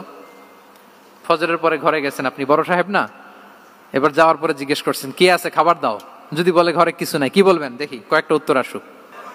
হ্যাঁ খবর আছে, এই তো যদি আমরা আলহামদুলিল্লাহ বলি, that is called easy going and flexible mindset. এটাই হওয়া উচিত। খাবার থাকলে খেতেন, না থাকলে বলতেন okay I am fasting, it's not a big deal, ফা ইন্নী সাইম, যেহেতু নাই কি আর করবো, আমি রোজা রেখে দিলাম। এরকম ইজি গোয়িং ছিলেন। দেখেন his life was so simple but so special. Muhammad সাল্লাল্লাহু আলাইহি ওয়াসাল্লাম তাহলে ফ্লেক্সিবল ছিলেন। 11 নাম্বার হচ্ছে অপটিমিস্টিক মাইন্ডসেটের অধিকারী ছিলেন। অপটিমিস্টিক, পেসিমিস্টিক ছিলেন না, মানে ইতিবাচক চিন্তা করতেন সবসময়। কি চিন্তা করতেন? আপনি আজকের এই হল রুমের কিছু ভুল ধরতে পারবেন না? যদি বলে যে কয়েকটা ভুল ধরেন, বলবেন যে এই সমস্যা, সাউন্ডের সমস্যা, ওইদিকে এটা নাই, ওইদিকে এটা নাই, এটা হচ্ছে ভুল। আপনি পেসিমিস্টিকটা ধরলেন। এবার যদি বলা হয় আজকের এই প্রোগ্রামের কয়েকটা পজিটিভ দিক বলেন, তখন আপনি কিন্তু কয়েকটা পয়েন্ট বের করতে পারবেন যে এটা ছিল একটা ইতিবাচক দিক, এই প্রোগ্রামের এটা ছিল একটা পজিটিভ দিক। তো রাসূল সাল্লাল্লাহু আলাইহি ওয়াসাল্লাম ওই পজিটিভ দিকগুলোতে ফোকাস করতেন। Come back positive, not go back negative. রাসূল সাল্লাল্লাহু আলাইহি ওয়াসাল্লামের কাছে এসে যদি কেউ বলতে রাসূলুল্লাহ আমি খুব অসুস্থ, রাসূল সাল্লাল্লাহু আলাইহি ওয়াসাল্লাম বলতেন লা বাসা আলাইকা তুহুরুন ইনশাআল্লাহ, ইয়া রাসূলুল্লাহ আমি অসুস্থ। রাসূল সাল্লাল্লাহু আলাইহি ওয়াসাল্লাম বলতেন আরে don't worry, it will cleanse up you from your sins if Allah wish, ইনশাআল্লাহ এতে তোমার যে গুনাহ টুনা আছে, পাপ আছে, এই পাপগুলোকে আল্লাহ তাআলা এই অসুস্থতা দিয়ে মোচন করে দিচ্ছেন। পড়েন সুবহানাল্লাহ। তাইলে আপনি অসুস্থতার মধ্যে একটু হালকা হইলেন না, যে জ্বরে ভুগতেছি কিন্তু এই জ্বরে নাকি আমার গুনাহ মাফ হয়ে যায়, পেটের ব্যথায় আক্রান্ত, মাথা ব্যথায় আক্রান্ত, কিন্তু এটাতে নাকি আল্লাহ আমার পাপ মোচন করে দেয়, তাহলে একটু ভালো লাগবে না? তাহলে দেখেন একটা কঠিন পরিবেশকে রাসূল সাল্লাল্লাহু আলাইহি ওয়াসাল্লাম সহজ করতেন। অসুস্থ শুনলেই লা বাস তুহুরুন ইনশাআল্লাহ, আর কিছু হবে না, আল্লাহ তোমার গুনাহ মাফ করে দিচ্ছে। অসুস্থ ব্যক্তি দেখলেই মাথায় হাত দিয়ে দোয়া করতেন আল্লাহুম্মা রাব্বান নাস আযহিবিল বাস ইশফি আনতাশ শাফি লা শিফাআ ইল্লা শিফাউক শিফাআন লা ইউগাদিরু সাকামা। উজ্জীবিত হয়ে যেত অসুস্থ ব্যক্তি। আমরা কি করি? কাউকে অসুস্থ দেখলে, রোগাক্রান্ত দেখলে, ওই রোগে সবচাইতে কষ্ট পেয়ে যে মারা গেছে তার ঘটনা বলা শুরু করি, যে হায় রে ভাই আপনার ক্যান্সার, আমার এক খালা ছিল ক্যান্সারের 4th স্টেজে চলে গেছিল, 14টা কেমো দেয়া লাগছে, এই যে ফিরিস্তি একেবারে ওনার দাফন কাফন পর্যন্ত। এখন বলেন ওই লোক যাও সুস্থ ছিল, এখন আর সুস্থ থাকবে? কথা বলেন, থাকবে? একটা দিব্যি সুস্থ মানুষকে যদি আপনি বলেন ভাই আপনাকে দেখতে কেমন যেন একটু রোগা রোগা লাগতেছে, অসুস্থ নাকি? এরপরে প্ল্যান করে ধরেন আপনি বললেন, উনি আবার ওদিকে যাওয়ার পরে আরেকজনকে প্ল্যান করে বলতে বললেন, ও বললো ভাই ব্যাপার কি, চেহারাটা কেমন শুকনা শুকনা। এরকম 5 জন বলার পরে ওই বিকেলে কাঁথা গায়ে দিয়ে শুয়ে ফেলবে বিছানায়। তো আপনি অসুস্থ এমনি বানায় ফেলছেন। কিন্তু রাসূলুল্লাহ সাল্লাল্লাহু আলাইহি ওয়া আলিহি ওয়াসাল্লাম উনি বলতেন লাবাস লাবাস আলাইক তাহুরুন ইনশাআল্লাহ, আরে সুস্থ হয়ে যাবা। এজন্য দেখতে গেলে আপনি উৎসাহিত করবেন, বলবেন আরে ভাই আপনারা তো খুব সুস্থ লাগতেছে। কে বলছে আপনি অসুস্থ? অসুস্থতার কোনো ছোঁয়াই তো আপনার মধ্যে নাই। হ্যাঁ, you are looking very fine, চমৎকার লাগতেছে আপনার, কে বলছে? তো ভালো হয়ে যাচ্ছেন। এটা বললে উনি আশা পায়। আর আপনি যদি ওই রোগে সবচেয়ে কষ্ট পেয়ে যে মারা গেল, এই ঘটনা যদি ওনারে শোনান, উনি বাঁচবে বলেন? তাহলে আমরা মানুষকে উৎসাহিত করব, অপটিমিস্টিক হব, প্যাসিমিস্টিক হব না। এবার বলুন হুনাইনের যুদ্ধে, কুইজ, হুনাইনের যুদ্ধ কত হিজরিতে হয়েছিল? 8ম। হ্যাঁ, মাত্র 2-4 জন বলতেছে। আমাদের ওই যে হাসানা ফাউন্ডেশনের একটা সিরা অলিম্পিয়াড চলতেছে, এটাতে অংশগ্রহণ করতে হবে আপনাদের। আমরা প্রতিদিন একটা করে কুইজ জানান দিচ্ছি মানুষদেরকে, একেবারে সব মুখস্থ হয়ে যাবে ইনশাআল্লাহ। তাহলে 8ম হিজরিতে হাওয়াজিন বনু সাকিব গোত্রের বিশাল ব্যাটালিয়ন নিয়ে ওরা আসছে, এবং ওরা আসছে যে আমরা শুধু একা যাব না, আমাদের স্ত্রী বাচ্চা কাচ্চা, আমাদের যার ঘরে যত সম্পদ আছে সব নিয়ে মরুভূমিতে যাব। এটা নিয়ে যাব কেন? সবার মধ্যে যেন ইন্সপিরেশন আসে যে যদি আমরা হারি, আমরা সব শেষ, আমাদের সম্পদও নিয়ে যাবে। আর এগুলো রক্ষার জন্য হলেও মুহাম্মদের বিরুদ্ধে আমাদেরকে জয়লাভ করতে হবে। কি টেকনিক দেখেন! সব যখন নিয়ে দাঁড়াইছে বিশাল বাহিনী, এক সাহাবী এসে বলল ইয়া রাসূলুল্লাহ, কালকে তো আমাদের খবর আছে, এই বাহিনীকে আমরা কি করে পরাস্ত করব? ইয়া রাসূলুল্লাহ, এসে দেখুন, পাহাড় থেকে দেখুন কত বিশাল বাহিনী। রাসূল সাল্লাল্লাহু আলাইহি ওয়াসাল্লাম দেখা মাত্রই বললেন তিলকা গনিমাতুল মুসলিমিনা গাদান ইনশাআল্লাহ। আরবি যারা বুঝেন যে it will be the war booty for the Muslim community tomorrow ইনশাআল্লাহ। আরে এগুলো তো আমরা সব গনিমত আকারে ব্যাগে কইরা মদিনায় নিয়ে যাব। এই যুদ্ধে জয়লাভ করে যা আছে এগুলো উটে করে ওয়ার বুটি হিসেবে মদিনায় নিয়ে যাব। বলার সাথে সাথে সাহাবীদের সব ভয় দূর হয়ে গেল, আবার প্রাণ ফিরে পেলেন, সজীব হয়ে উঠলেন, উজ্জীবিত হলেন। তাহলে আমরা অপটিমিস্টিক হব, আমরা ইতিবাচক চিন্তা করব। এবং ইসলাম আল্লাহ তাআলার ব্যাপারেও আমাদেরকে ইতিবাচক ধারণা রাখতে উৎসাহিত করে। হাদিসে কুদসিতে আল্লাহ বলেন আনা ইনদা যান্নি আবিদি বি, আমার বান্দার নিকট আমি তেমন, আমার বান্দা আমার ব্যাপারে ঠিক যেমন ধারণা করে। আপনি যদি ধারণা করেন আল্লাহ দয়ালু, ঠিক আল্লাহ তাআলাকে দয়ালু পাবেন। এখন বলেন আল্লাহর ব্যাপারে কার ধারণা কেমন? আল্লাহ তাআলা খুব প্রতিশোধ পরায়ণ না? প্রচন্ড রাগী, আমাদের সবাইকে জাহান্নামে দেওয়ার জন্য বসে আছেন না? তাহলে কি ধারণা বলেন তো? তিনি দয়াময়, তিনি মেহেরবান, তিনি আমাদেরকে অবশ্যই ক্ষমা করবেন। এই বিশ্বাস আল্লাহর প্রতি আমাদের সবার আছে তো? এই বিশ্বাস যদি থাকে, ঠিকই আল্লাহ তাআলাকে রহমান রাহিম হিসেবেই আপনি পাবেন। লাস্ট হচ্ছে রেজিলিয়েন্ট। শেষ, I am going to conclude my speech today. Resilient হচ্ছে যাকে থামানো যায় না, আনস্টপেবল। সংকট কাটিয়ে ঘুরে দাঁড়ানোর সামর্থ্য যার থাকে তাকে বলে রেজিলিয়েন্ট। লেগে থাকার মানসিকতা, টিকে থাকার যোগ্যতা, সহজে হার না মানার যে অ্যাটিটিউড, এটাকে বলে রেজিলিয়েন্ট মাইন্ডসেট। রাসূল সাল্লাল্লাহু আলাইহি ওয়াসাল্লামকে আল্লাহ তাআলা এই মাইন্ডসেট দিয়েছিলেন। ওনাকে হারাইতে পারছে কেউ? জীবনের সাথে এটা সেট করে নেন যে আমি কখনো হারি না, আমি হয় জিতি নয় শিখি। আমি কখনো হয় জিতি নয় শিখি। এই মাইন্ডসেট যদি গ্রো করেন, আপনার হারাইতে পারবে কেউ? পারবে না। রাসূল সাল্লাল্লাহু আলাইহি ওয়াসাল্লাম he was unstoppable, having unbelievable সাবর। ধৈর্যের পাহাড় নিয়ে, আনস্টপেবল অ্যাটিটিউড নিয়ে তিনি শুধু সামনে গিয়েছেন, পেছনে যান নাই কখনো। সীমাহীন কষ্ট আর সংগ্রামের মধ্য দিয়ে গিয়েছেন, থামাতে পারে নাই ওনাকে কেউ পারে নাই। ইয়াতিম হিসেবে জন্মগ্রহণ করলেন, পৃথিবীর আলো দেখবার আগে বাবাকে হারালেন, ছোট বয়সে মাকে হারালেন, পরে দাদাকে হারালেন, এরপর চাচাকে হারালেন। শিয়াবে আবি তালেবে জেল খেটেছেন 3 বছর। Physical torture, mental torture, life threat, হত্যা করার ষড়যন্ত্র হয়েছে। আল্লাহ তাআলা বলেছেন আজ রাতে হিজরত করো। ব্ল্যাক ম্যাজিক করা হয়েছে। লাবিদ ইবনুল আসাম, এক ইহুদিদের মিত্র, ওনাকে ব্ল্যাক ম্যাজিক করেছে। মারার জন্য খাদ্যে বিষ মিশিয়ে দেওয়া হয়েছিল। বাজুর মাংস, খাসির বাজুর মাংস পছন্দ করতেন। খাইবারের এক ইহুদি নারী এই ছাগলের এই মাংসের মধ্যে বিষ দিয়েছিলেন। ইহুদিদের পক্ষ থেকে betray, treachery, conspiracy and what not, কি বাকি ছিল বলেন? ষড়যন্ত্রের এমন কোন ধরন ছিল না যেটা তারা বাকি রেখেছে। কিন্তু রাসূল সাল্লাল্লাহু আলাইহি ওয়াসাল্লামকে কি থামানো গিয়েছিল? বলেন, থামানো গিয়েছিল? গোটা বিশ্বব্যাপী উনি ছড়িয়ে দিয়েছিলেন লা ইলাহা মুহাম্মাদুর, so nothing can stop him. আমাদের যে লক্ষ্য, ওই লক্ষ্য পানে আমরা পৌঁছবই, আমাদেরকে কোনো কিছু থামাতে পারবে না ইনশাআল্লাহ। বলেন, আমরা আমাদের লক্ষ্য পানে মানজালে মাকসাদে দৌড়ে দৌড়ে যাব। আমাদেরকে থামিয়ে দেয়া হলে আমরা হাঁটতে থাকব, সেখানে আমাদেরকে আঘাত করা হলে আমরা হামাগুড়ি দিয়ে সামনের দিকে যেতে থাকব, সেখানেও থামিয়ে দেওয়ার চেষ্টা করা হলে আমরা আমাদের মঞ্জিলে মাকসিদের দিকে অপলক নেত্রে চেয়ে থাকব।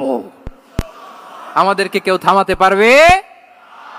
রেজিলিয়েন্ট, অনর, অটল, আনস্টপেবল, এই মাইন্ডসেটের অধিকারী ছিলেন। ফলেই তিনি লা ইলাহার বাণীকে গোটা বিশ্বে ছড়িয়ে দিতে পেরেছেন। তাহলে আমরা রেজিলিয়েন্ট হতে চাই কি চাই না বলেন? সম্মানিত শুধু মোট কয়টা মাইন্ডসেট জানলাম? 12টা। এগুলোকে আমরা নিজেদের মধ্যে ধারণ করতে পারবো ইনশাআল্লাহ। কারণ রাসূল সাল্লাল্লাহু আলাইহি ওয়াসাল্লাম আমাদের জন্য যা নিয়ে এসেছেন ওইটাই আমাদের আঁকড়ে ধরতে হবে।